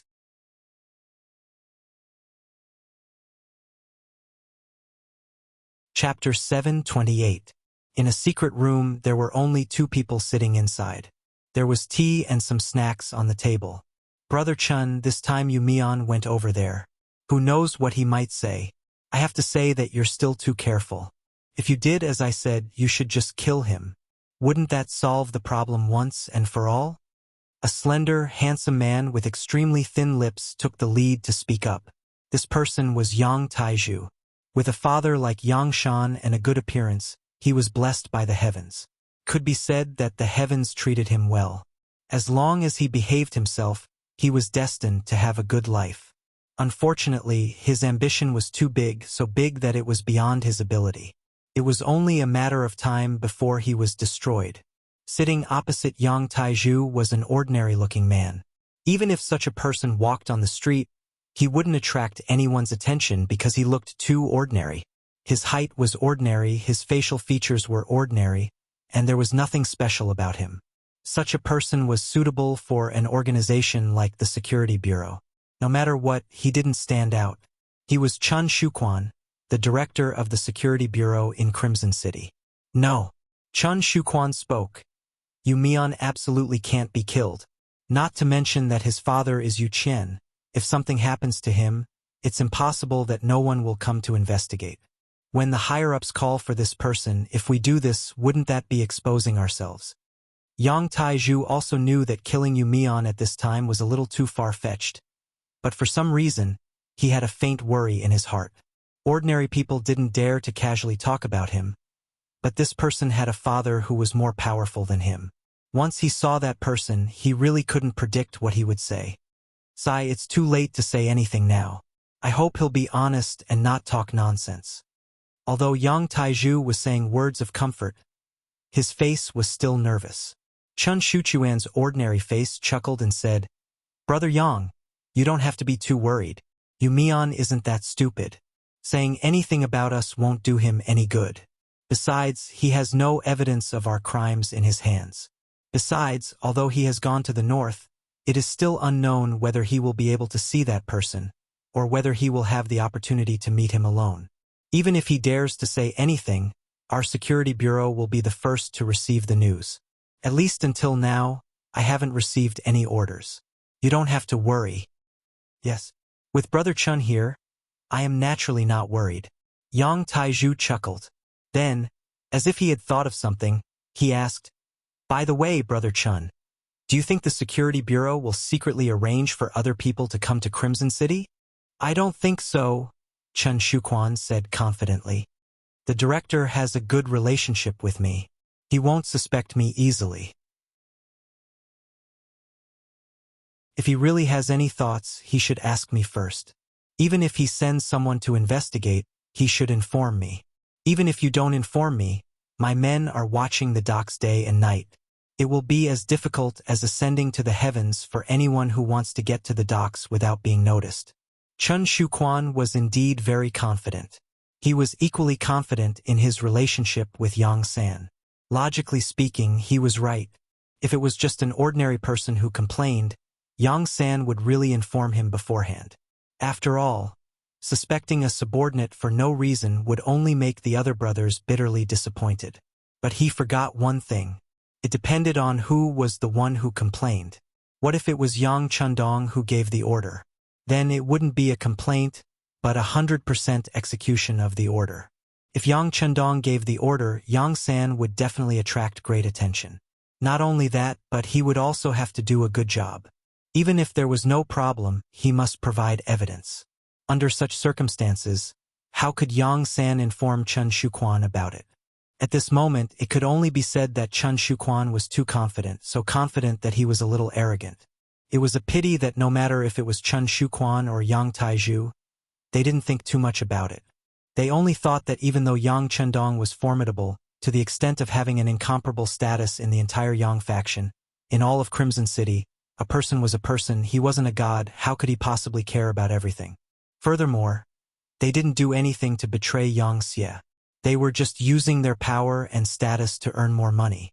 Was there anything wrong with that? Which dynasty, which family didn't use this opportunity to develop? What they did wasn't a big deal, so it wouldn't attract Yang Chendong's attention.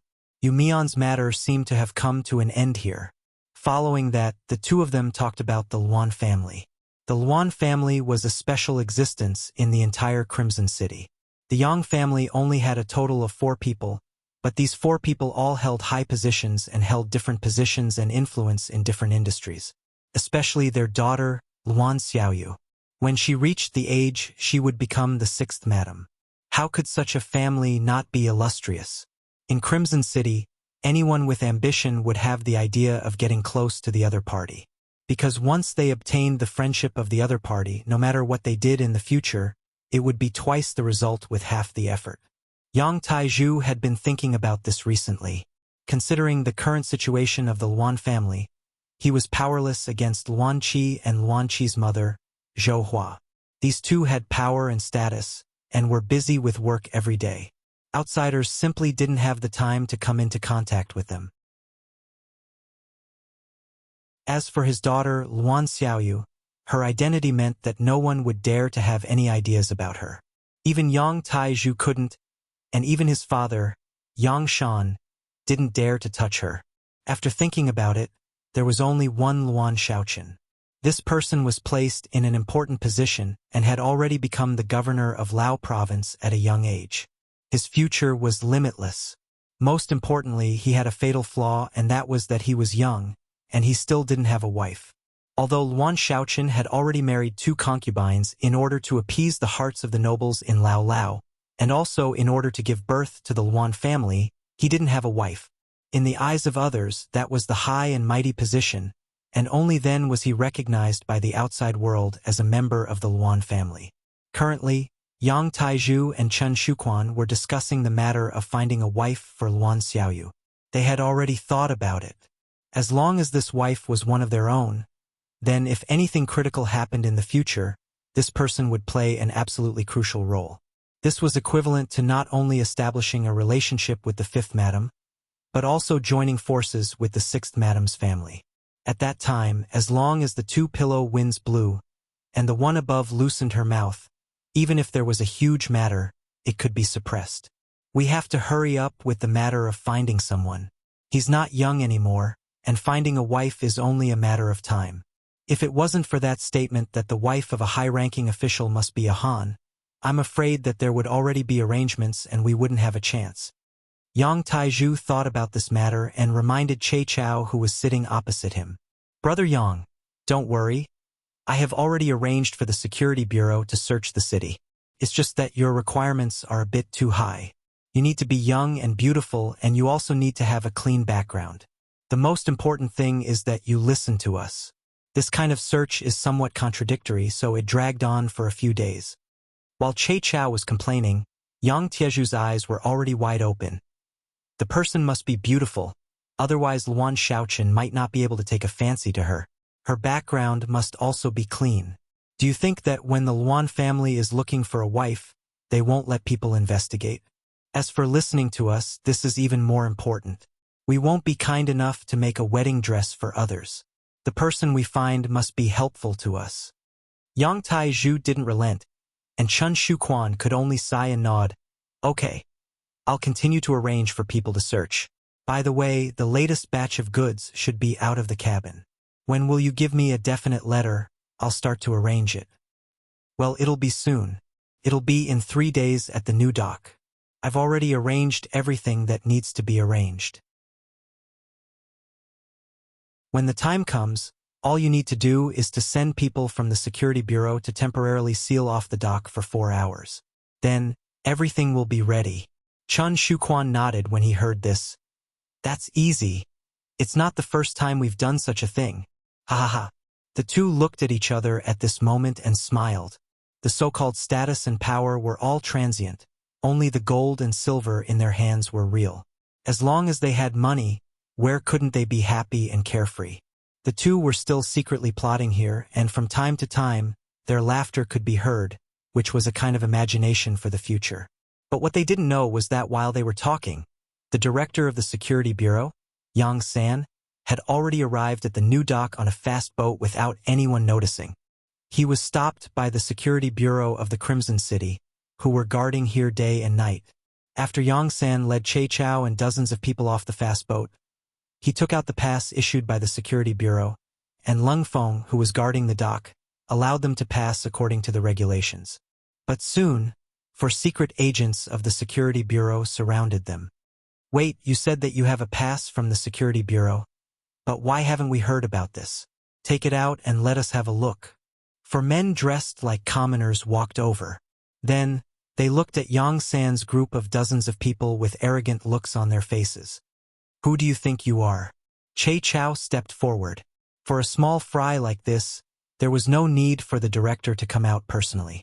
The people of the security bureau were used to doing whatever they wanted. Suddenly, they saw someone who was more arrogant than them. The four of them looked at each other, then laughed. Yo, I didn't know that you're so brave. Do you know who we are? Let me tell you, have you heard of the security bureau?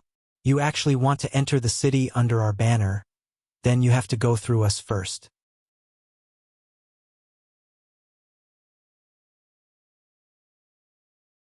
Chapter 729. The leader had a smug look on his face. In fact, he was also one of Director Yang Shuchuan's most valued subordinates, Dong Hui. Usually, he was in charge of the entry and exit of the docks. When he said this, he intentionally glanced at Lung Feng, who was on duty. He was basically telling Che Chao and the others that if they didn't want to be captured by Lung Feng, they had to be more obedient. Usually, he would scare others, but this time, he was intimidated by Dong Hui's words. Che Chao smiled but didn't reply. He only turned his head to look at Director Yang San, obviously asking for instructions. Don't make a big deal out of it. Take them down first. Yang San's position meant that he was incomparably decisive when it came to doing things. He really wasn't in the mood to explain anything to a few small fries. As soon as Yang San spoke, the people around him immediately moved. They moved like lightning and restrained 3 of them. Only Dong Hui's skills were not bad. He actually dodged them. After jumping 3 meters away, he suddenly shouted at Lung Feng, who was on duty, "Come quickly, there's a spy here." As soon as he shouted, the Lung Feng over there moved. As elites, they had long been paying attention to what was happening here.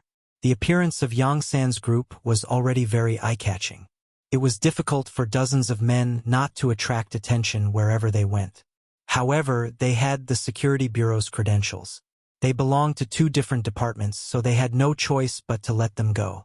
When they saw Dong Hui, who was also from the security bureau, stop them, they thought that it was indeed an internal matter of the security bureau, so they didn't care. However, Dong Hui's sudden shout made them feel that something was wrong, so they swarmed over. The entire squad of Lung Feng only had a few seconds to pull out their guns, then surrounded Yang San and the others. Put your hands on your heads and squat down. Tell us your true identities or we'll shoot. The black muzzles were fixed on Yang San and the others. Che Chao first stood in front of Yang San, using his body as a human shield, then said, "We're all on the same side. Don't misunderstand. Who's on the same side as you? You keep saying that you're from the security bureau, but why didn't we receive any orders? You want to play the role of a spy from the security bureau? Your performance is still lacking." Dong Hui jumped out, accusing Che Chao and the others of having a problem with their identities.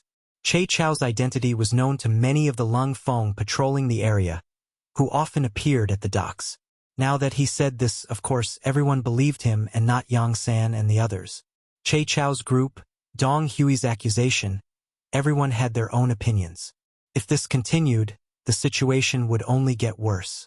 Seeing that the situation was about to get out of control, Yang San finally stood up and said, "All of you, shut up."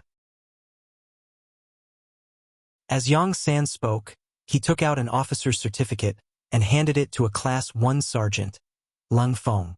"This is my certificate. It's enough to prove my identity. If you still don't believe me, send someone to the palace with this and find Yang Wu. He will verify everything." Lung of Lung Feng's Lung. The Lung's SSS. It's. Seeing that it was a green military ID, squad leader Lung Feng took it without any hesitation. He opened it and saw the words Yang San, Director of the Security Bureau, Senior Colonel written on it. The rank of colonel was also the highest in the mercenary army at that time. Other than Yang Qindong, the 1st Division Commander of the Army, Leng Song, and the 1st Division Commander of the Navy, Gao Xiong, were only at the same rank. However, a senior colonel had appeared in front of him. Lung Feng's expression changed as he looked at Yang San. Speaking of which, if Yang San's military certificate showed that he was a major, or even a lieutenant colonel, it wouldn't have aroused Lung Feng's suspicions. However, the senior colonel was too eye-catching. It gave people a surreal feeling. If that's the case, I'll need to send someone to the palace with this document. I hope you can understand. Class Monitor Lung Feng didn't dare to make a decision at the moment, so he decided to do as the other party said. After all, he knew Yang Wu. Yang Wu would come to the docks to check on things when he had nothing to do. "Sure, but I have a request. No one here is allowed to leave. Also, what happened here must not be spread out before Yang Wu arrives." Yang San nodded. He could understand the other party's actions. They were also doing things according to the rules, but he wouldn't allow others to ruin his big plan. All right.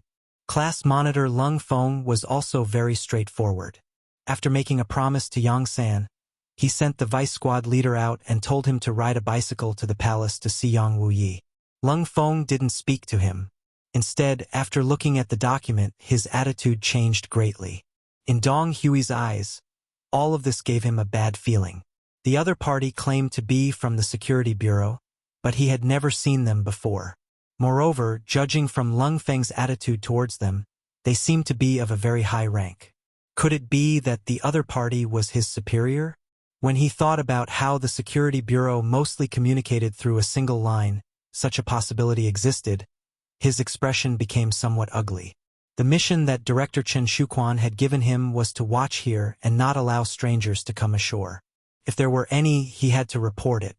For the sake of his duty, he prepared to leave quietly.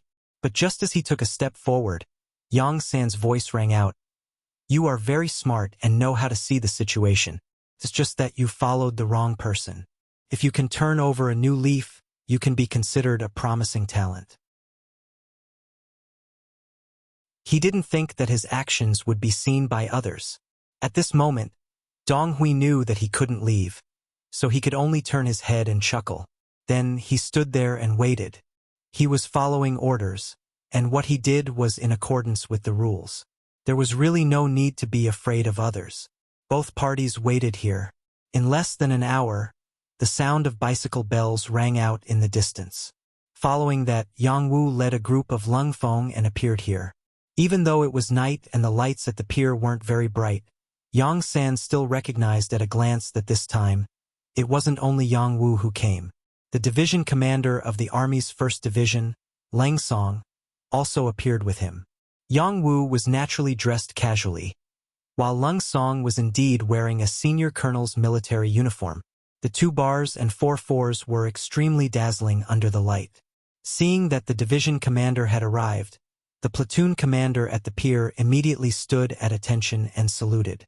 Leng Song stopped the bicycle and casually bowed to the soldiers of the Lung Feng. He strode over to Yang San with a smile on his face and said, "Chief Yang, why didn't you say anything before coming? This is a surprise attack, isn't it?" Seeing that not only did the division commander know Yang San, but his attitude was also so warm, the platoon commander at the side naturally retreated to the side. At this moment, Dong Hui's expression also turned ugly. It was obvious that he had made a mistake this time. It seemed that not only was the other party one of his men, but his position was also quite high. Yang San returned the military salute to Leng Song, but there was no smile on his face. After the salute, he said to Che Chao, "Restrain these 4 people, I want to interrogate them later." After making some simple arrangements, Yang San looked at Leng Song and glanced at Yang Wu. He only said one sentence, "Young master is very angry this time." With just one sentence, Yang Wu, who was incomparably famous in Crimson Nest City, who was called Yang Wu Yi, immediately lowered his head. Just one sentence was enough to show that the young master was dissatisfied with him. As one of the first 5 servants of the Yang family, they were different from the others. Others might have to rely on military merits to be promoted, but their status rose along with Yang Xie's continuous growth. If one had to describe it, they were the same as the eunuchs by the emperor's side. They only needed to serve Yang Qindong well. It could be said that a single sentence determined their future in life. Now that the master was angry, it meant that Yang Wu didn't do his job well. Yang Wu felt very ashamed. Seeing Yang Wu lower his head, Yang San didn't say anything else. Instead, he looked at Leng Song and said, "Young master is also very dissatisfied with your work. Crimson City is Yang Xie's foundation, yet such a big thing happened. You didn't notice it, didn't report it, and didn't solve it. This time you lost points. Yes, I will reflect." Leng Song also lowered his head, looking like he had done something wrong and was very regretful. Logically speaking, with his position in the military, Leng Song was the 1st Regiment commander of the army, the 1st Division commander of the army. Other than Yang Qindong, very few people could suppress him, not even Yang San. However, the problem was that Yang San came as an imperial envoy to solve the problem. His position was completely different. He came as a representative of the 6th young master. What he said was also instructed by the 6th young master. Other than admitting his mistake, he could only cooperate. There is no use in reflecting. The young master wants to see results. I hope that you can redeem yourselves and cooperate with my work. If you can't even do this well, I can only report the truth to the young master. When the time comes, if your positions change, don't blame me. Yang San didn't want to have any deep contact with Leng Song. Although the other party was also in a high position, he was very clear about his own identity. He was a servant of the Yang family, one of the young master's people.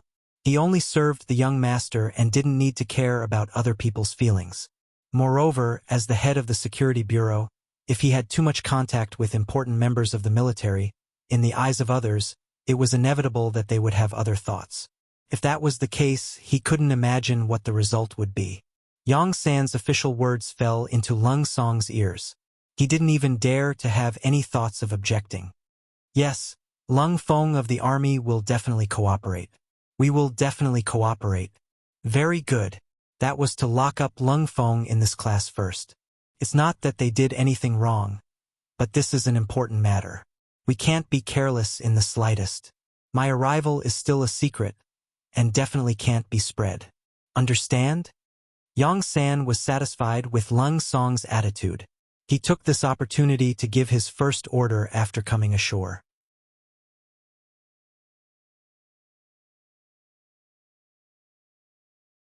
Chapter 730. Understood. Leng Song nodded, then called over an adjutant beside him. He whispered a few words, and someone immediately went to implement this matter. Just as Leng Song finished making the arrangements, Yang San spoke again. From today onwards, the dock will look the same as usual on the surface, but in fact, any personnel and goods entering or leaving the dock will need my permission to go out to sea. In order not to alert the enemy, you can make a move at sea. In short, the dock must be safe and sound. This matter will require Division Commander Leng's attention. As for the matters at sea, I will visit Division Commander Gao Xiong and explain it to him. Good. There are no problems on my side. I will personally arrange for people to guard here. Absolutely nothing will happen. Leng Song patted his chest and promised. Thank you for your hard work.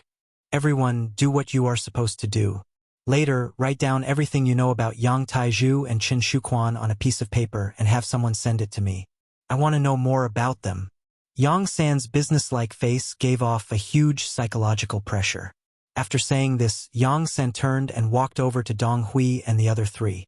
After arranging the external affairs, it was time to deal with the internal affairs of the Security Bureau. At this time, Dong Hui was no longer as lively as before. Instead, he had a face full of respect and worship. From Che Chao's mouth, he finally knew who he was facing just now. It was actually the boss of the Security Bureau. This made him excited, but also a little afraid. He was excited because he had worshipped the bureau chief for a long time. Now that he could finally see his idol at such a close distance, his heartbeat had already sped up countless times. He was afraid because he had stopped the other party and even almost made a move on him. He didn't know what kind of punishment he would receive for doing something wrong. With these feelings of apprehension, Dong Hui knelt on the ground with a plop the moment Yang San strode into the duty room at the side of the dock. At this moment, he only had one thought, and that was to do his best to make up for what he had done wrong. Yang San boldly sat down on a chair in the duty room.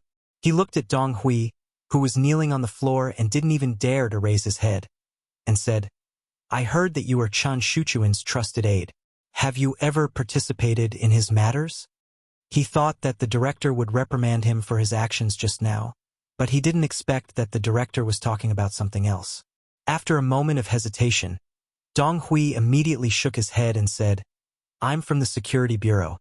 Usually, I only come into contact with Director Chen for work matters, such as guarding the docks and keeping an eye on all suspicious people. As for Director Chen's private affairs, I have no right to participate, nor will I participate." With just a few words, Dong Hui had already made his position clear. That was, he was only Chen Shuchuan's subordinate. The reason why he was chosen as Chen Shuchuan's confidant was because of his ability. As for personal friendship, there was really nothing to it. This was also one of the rules of the Security Bureau. There was only work between superiors and subordinates, and there was no personal relationship between them. This way, it was possible to avoid any feelings between the two parties and make them emotional during work. When Yang San heard Dong Hui's words, he nodded in satisfaction. He was not worried that this person would dare to lie to him. The internal rules of the Security Bureau were very strict. If he deceived his superior, it would be difficult for him to die even if he wanted to. Moreover, there were some things that he only needed to send someone to investigate and he could come to a conclusion. Dong Hui should know this. In this way, Dong Hui should not be involved in Chen Shuchuan's affairs much. From this point of view, this person could still be used. If he performed well, it was not impossible to put him in an important position in the future. He thought that Che Chao was going to replace Chen Shuchuan's position, but he was a newcomer and couldn't sort out many relationships for a while. If he had the help of a local snake like Dong Hui, then the progress of the work would definitely speed up. Yang San had an idea in his mind. When he looked at Dong Hui, who was kneeling on the ground, he was no longer as cold and ruthless as before when he spoke.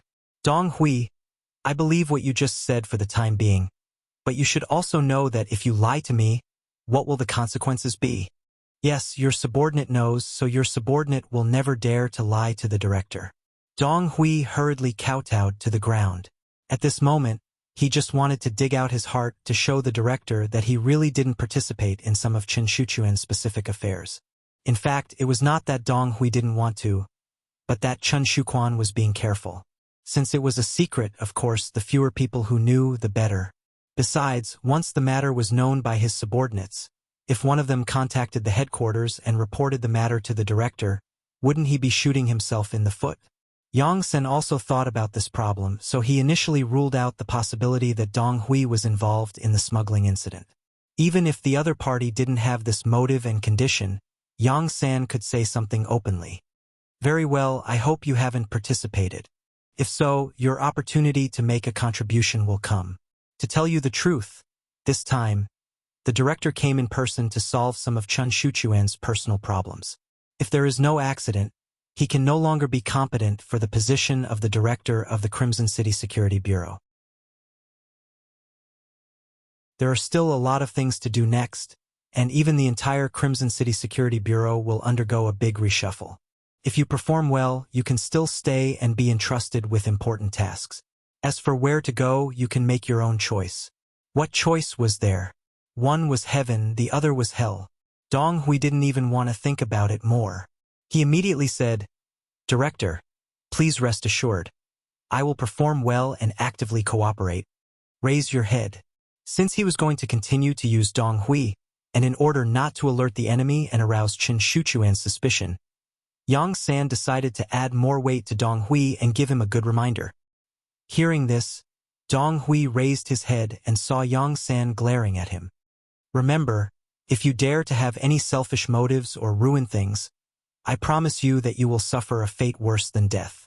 Your family and relatives will suffer the same fate. Understand?" "Understood. Understood." Dong Hui was really frightened by this gaze, but after raising his head, he immediately lowered it again, trembling all over. After convincing Dong Hui, or putting enough pressure on him, Yang San walked out of the doc's duty room. He looked at Che Chao, who was guarding the door, and said, "There shouldn't be any problems with this person, but you still need to send someone to check on him. If you're sure there's no problem, use him well. He should be one of your capable assistants in the future." "Yes, Director, subordinate understands."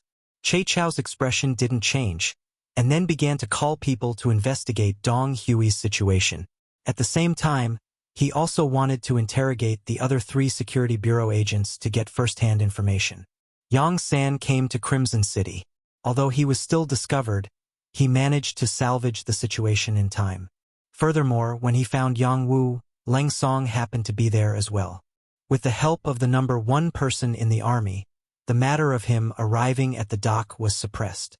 No one reported, and even the people guarding the dock were pressured by Yang San's power and chose to follow. As the director of Crimson City's Security Bureau, Qin Shuchuan didn't know anything. He still did what he was supposed to do, preparing for another smuggling operation in 3 days. Yang Taizhu went to the palace more frequently these 2 days. Of course, with his status, he could not enter the inner palace. He could only meet his wife, Lin Lin, who he spent a lot of effort to catch up with, in the outer palace. He took the opportunity to get information from her, wanting to see if the palace was any different than usual. Since it was Yang Qindong's personal order, all the actions were naturally concealed. Not to mention that Lin Lin was only a servant girl that the 5th Madam fancied. Even the 5th Madam herself didn't know that Yang San came to Crimson City to investigate. After hugging Lin Lin tenderly for a while, Yang Taizhu left the palace with a satisfied face. He didn't find anything wrong, so he decided to do everything according to plan. He thought that after this matter was done, he would have a large sum of money. In the long run, his Yang family would be rich enough to rival a country. At that time, even if there was a possibility of the matter being exposed, he would just leave Crimson City. After he had enough money, even if he formed a team, building a country wouldn't be a problem. Yang Taizhu was sometimes a little arrogant. Since Yang Qindong could do it from scratch, why couldn't he do it with so much money? Nobles, generals, and ministers, it was better to have guts. Doing too much injustice leads to one's own destruction. This sentence was said by the ancients, and the truth also proved the authenticity and reliability of this sentence. 3 days later, when the time came to 9:30 p.m. When the docks began to return to silence, Director Qin Shuchuan appeared on time. Just like the previous times when he smuggled goods, he still used the name of the Security Bureau, saying that he wanted to secretly transport a batch of goods out to sea. With this name, when he brought 60 to 70 carriages of goods all the way to the new docks, no one dared to check.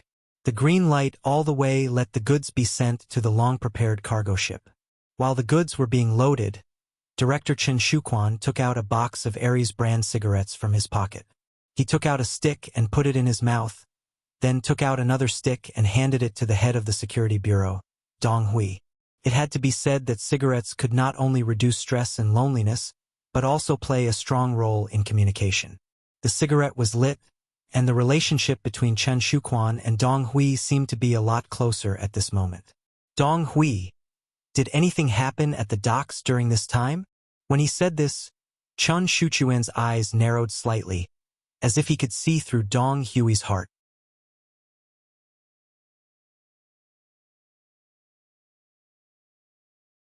Chapter 731. Nothing happened. Everything is normal, Yi Zichen said. Dong Hui said with a smile, but his heart was beating like a drum. After all, Chun Shuquan was his superior, and he really had no confidence in lying in front of his superior. Fortunately, he was very smart and did not dwell on this matter. Instead, he took the initiative to change the topic and asked, "Director, are these things to be given to the Security Bureau personnel outside the island? There are a lot of these things."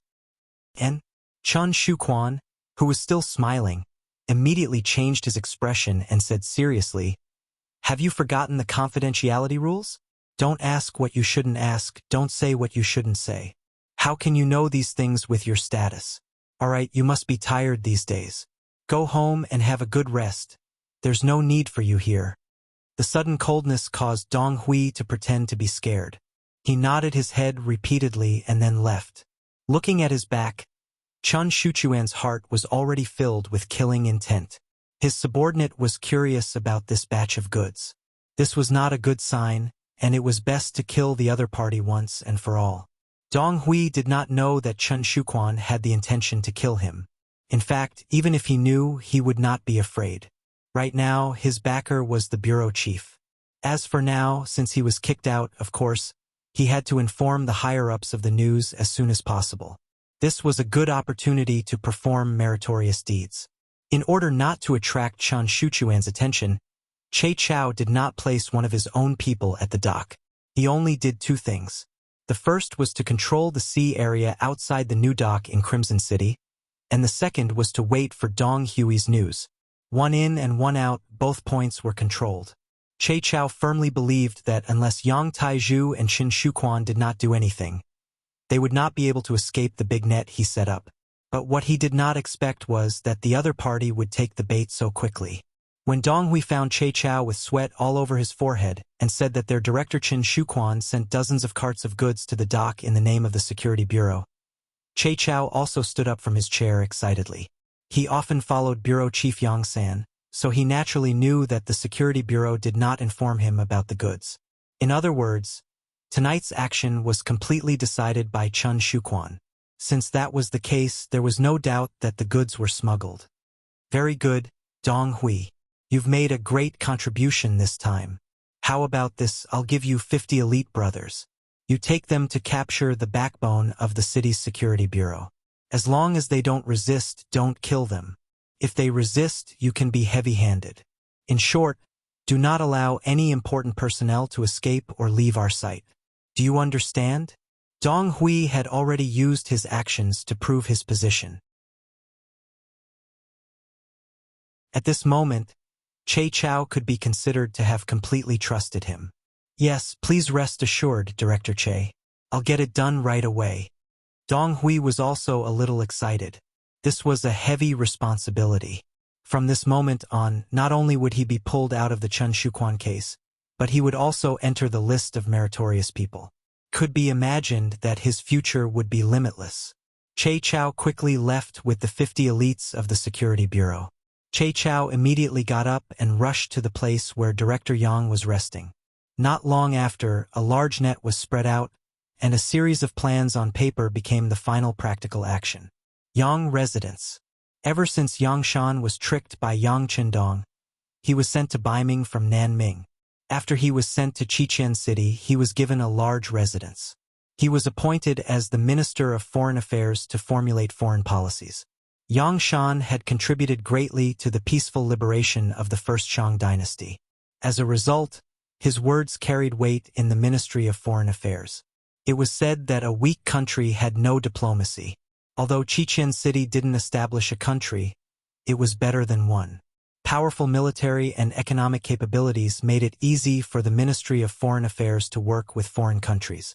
After establishing the two provinces of Vietnam and Laos, the Ministry of Foreign Affairs set up branches there respectively, and its status became even more extraordinary. In addition, Yang Shan and Chichen City's mayor, Yu Qian, and the Special Inspector Bureau's director, Shen Yu, used to be officials in the same court. All of these made Yang Shan's position unshakable.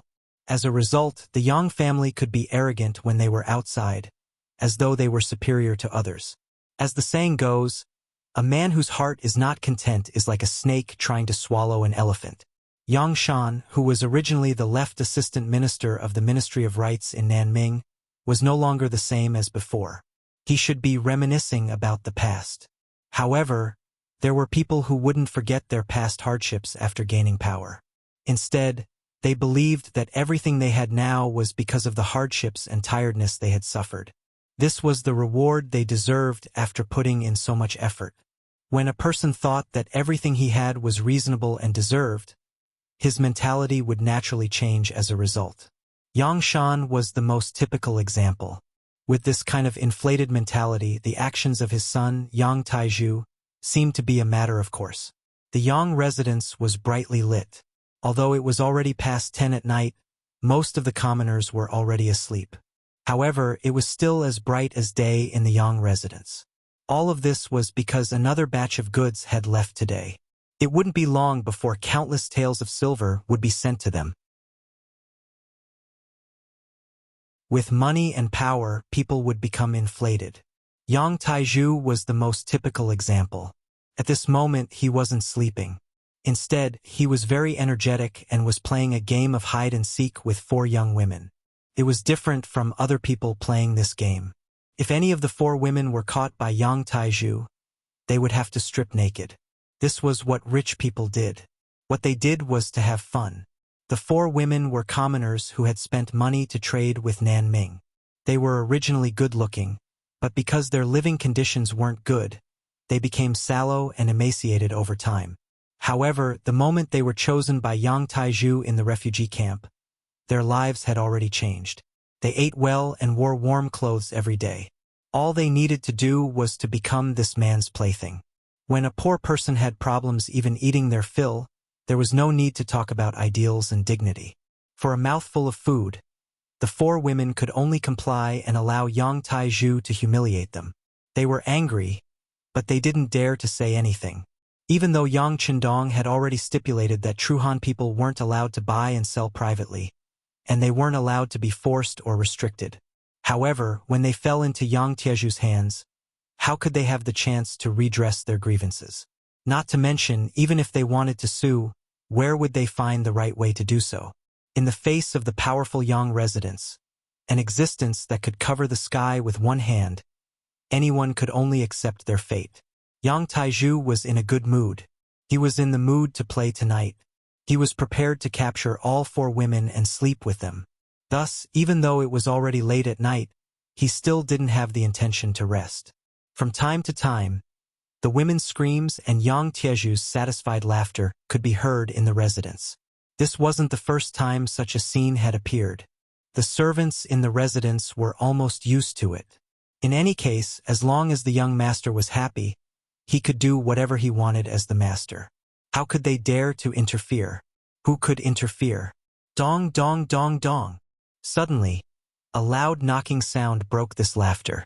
In the middle of the night in the Yang manor, it was very sudden and unexpected. Who is it? It's already the middle of the night. Why are you knocking on the door? The gatekeeper sleepily got up and walked to the main entrance.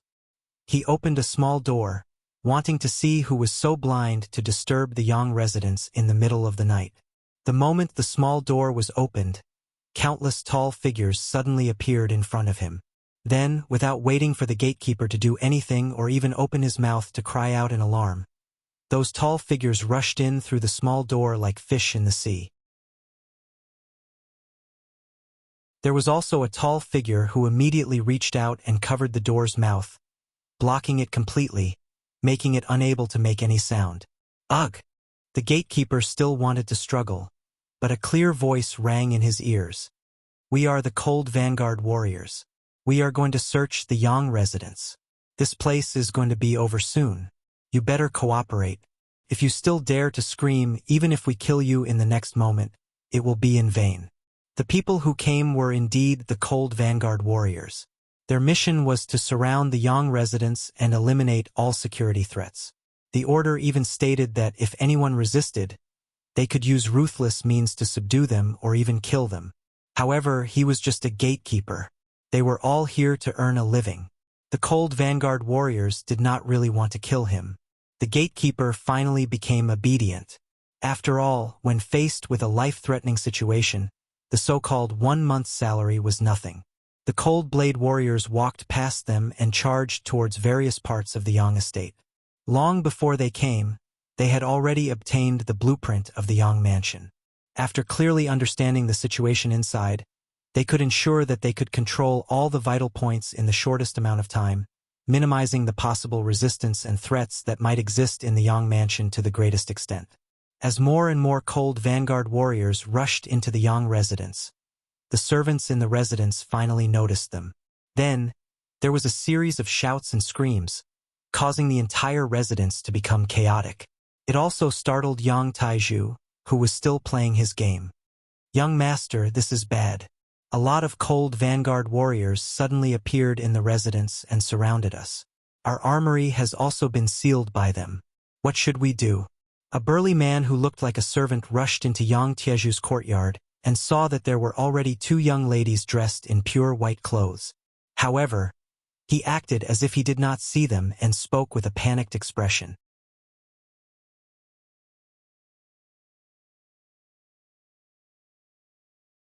Chapter 732. Yang Taizhu, whose eyes were still covered by a black cloth, instinctively wanted to fly into a rage when he heard that someone had broken into his backyard. This was his private property, and usually no one was allowed to enter without orders. Otherwise, there would only be one result: death. Just as he was about to flare up, he suddenly froze when he heard that Lung Feng had barged into his residence. Then, with a wave of his right hand, he tore off the black cloth that was covering his eyes and asked with a ferocious look on his face, "What happened?" Before the servant could answer, more footsteps came from outside the door. Then, a cold front officer wearing a military uniform with the insignia of a colonel on his shoulder appeared in the backyard. Behind him was a dense group of cold front soldiers with calm expressions and sharp eyes. Yang Taizhu, who was about to angrily scold the intruder for intruding into his private residence, saw the intruder's face clearly. His original anger instantly disappeared and was replaced by a smile. "Haha, so it's Regiment Commander Tung. Please forgive me for not welcoming you when you've come to visit."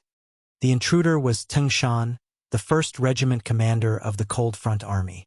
Due to his seniority and fearlessness in battle, he was deeply trusted by Yang Qindong.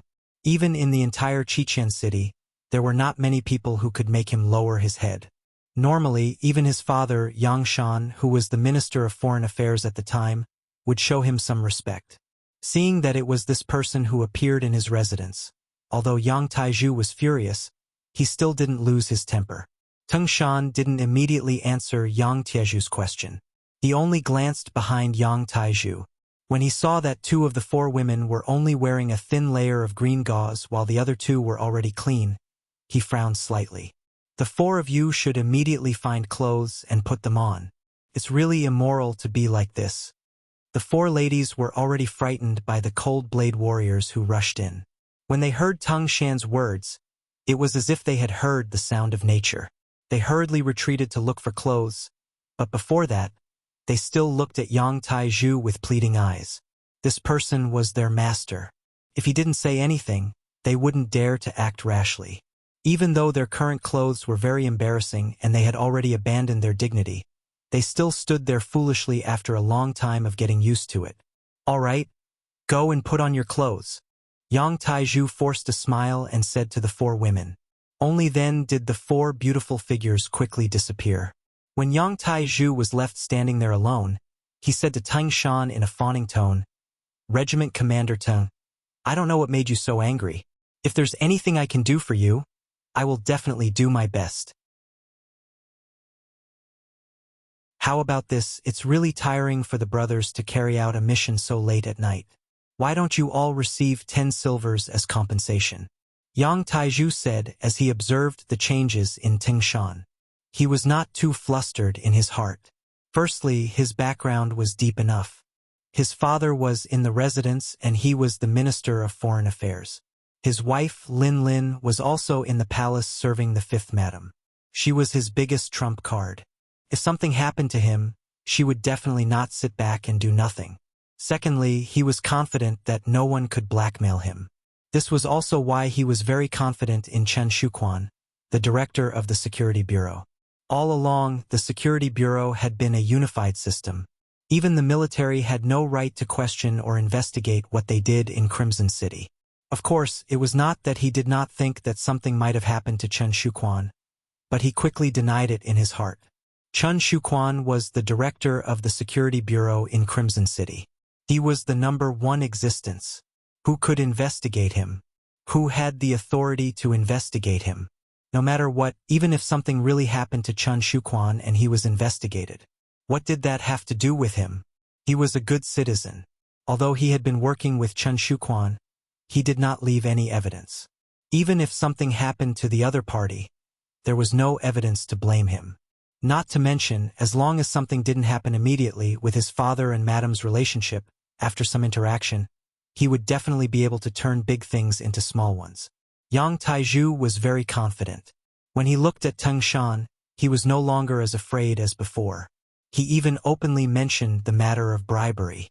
From this, it could be seen how bold he was. Hearing that Yang Taizhu wanted to give the Lung Feng soldiers money for their hard work, Teng Shan chuckled.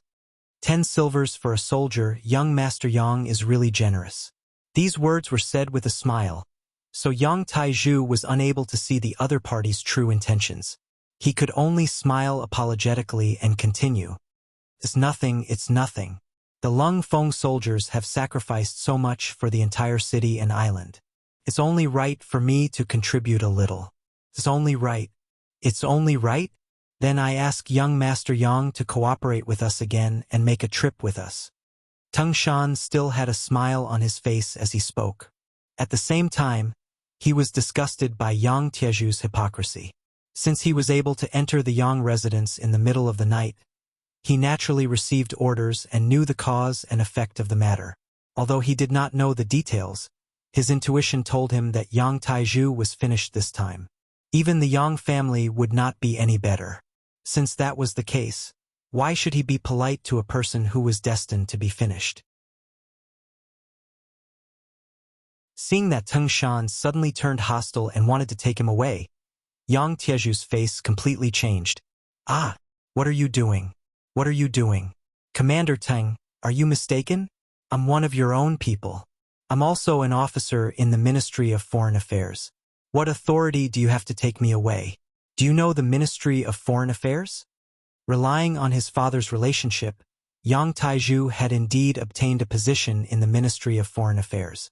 He was not in charge of anything. To put it bluntly, he was just in charge of an official position. Now, this amulet had finally come into play. Seeing that Yang Taizhu did not cooperate and even used the name of the Ministry of Foreign Affairs, Teng Shan did not show the slightest bit of surprise. Instead, he smiled and said, "Young Master Yang, please cooperate with us. As for your identity as an officer in the Ministry of Foreign Affairs, we will give you a satisfactory answer very soon. Come, take him away." Teng Shan didn't want to waste any more time. After giving the order, 2 cold vanguard warriors with big waists walked out from behind him and rushed to Yang Tiezhu's front. They lowered their heads and gave Yang Taizhu a firm press. Yang Taizhu, whose body was restrained and head was pressed down, did not give up resisting. He still shouted with all his might, "Let me go! Let me go! I'm an officer in the Ministry of Foreign Affairs. You can't do this to me, you can't." His shouts went from his courtyard to the main entrance of the Yang residence. Just as Teng Shan and the rest appeared here, a thunderous voice rang in their ears. "What are you doing?" Ah! Hearing this voice, Yang Taizhu, who was pressed down, seemed to have found his backbone. He raised his head abruptly and saw that the person who spoke was his father, Yang Shan. He immediately shouted, "Father! Save me, father! Save me! My son, don't worry. With your father here, no one can take you away from the residence. I have already arranged for someone to inform your wife. I believe she will not allow anyone to do this." Yang Shan's mountain-like voice rang out once again. At this moment, he displayed sufficient calmness and calmness. Although Yang Shan did not participate in some of Yang Tieju's matters, it was impossible to say that he did not know anything. His son had done a lot of things under his name. He had more or less heard about it, but he did not interfere.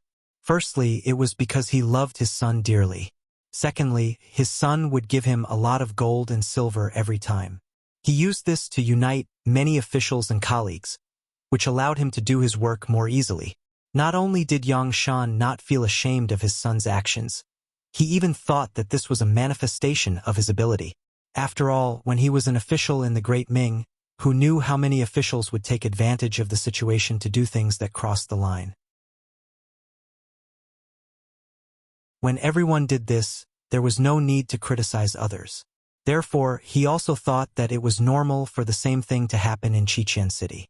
Not to mention, his son was very scheming. Before doing anything, he first married the servant girl that the fifth madam had an important position in. This was equivalent to finding a strong ally and backer. His son was so careful in doing things, so he would only be more at ease. However, tonight, Lung Feng suddenly entered the residence and indeed caught him off guard. However, he was not very frightened. Other than sending someone to inform Lin Lin, this daughter-in-law with a strong background, he only needed to stall for time. For him, as the Minister of Foreign Affairs, this was not a big deal. After saying this confidently, Yang Shan looked at Teng Shan and said sternly, "Regiment Commander Te, my son is an official in the Ministry of Foreign Affairs. He's a cadre. He's an official who has been appointed by the Ministry of Foreign Affairs. What happened to him should be investigated by the Ministry of Foreign Affairs, so it is better not to trouble you." The Ministry of Foreign Affairs was clearly Yang Shan treated Yang Tieju's matter as an internal matter of the Ministry of Foreign Affairs, so it should be handled and solved by them. Yang Shan was confident, but he thought about it carefully. Since Teng Shan had appeared here, how could it be possible that he did not have anything to rely on? Facing Yang Shan, this high official, Teng Shan's tone was very calm, but he was also very calm. He said in a businesslike manner, "I'm sorry, Minister Yang. I received the order to take young Master Yang away. As for what the Ministry of Foreign Affairs wants to do, that is your business. Please do not affect my work. I am also talking about work. I represent the Ministry of Foreign Affairs."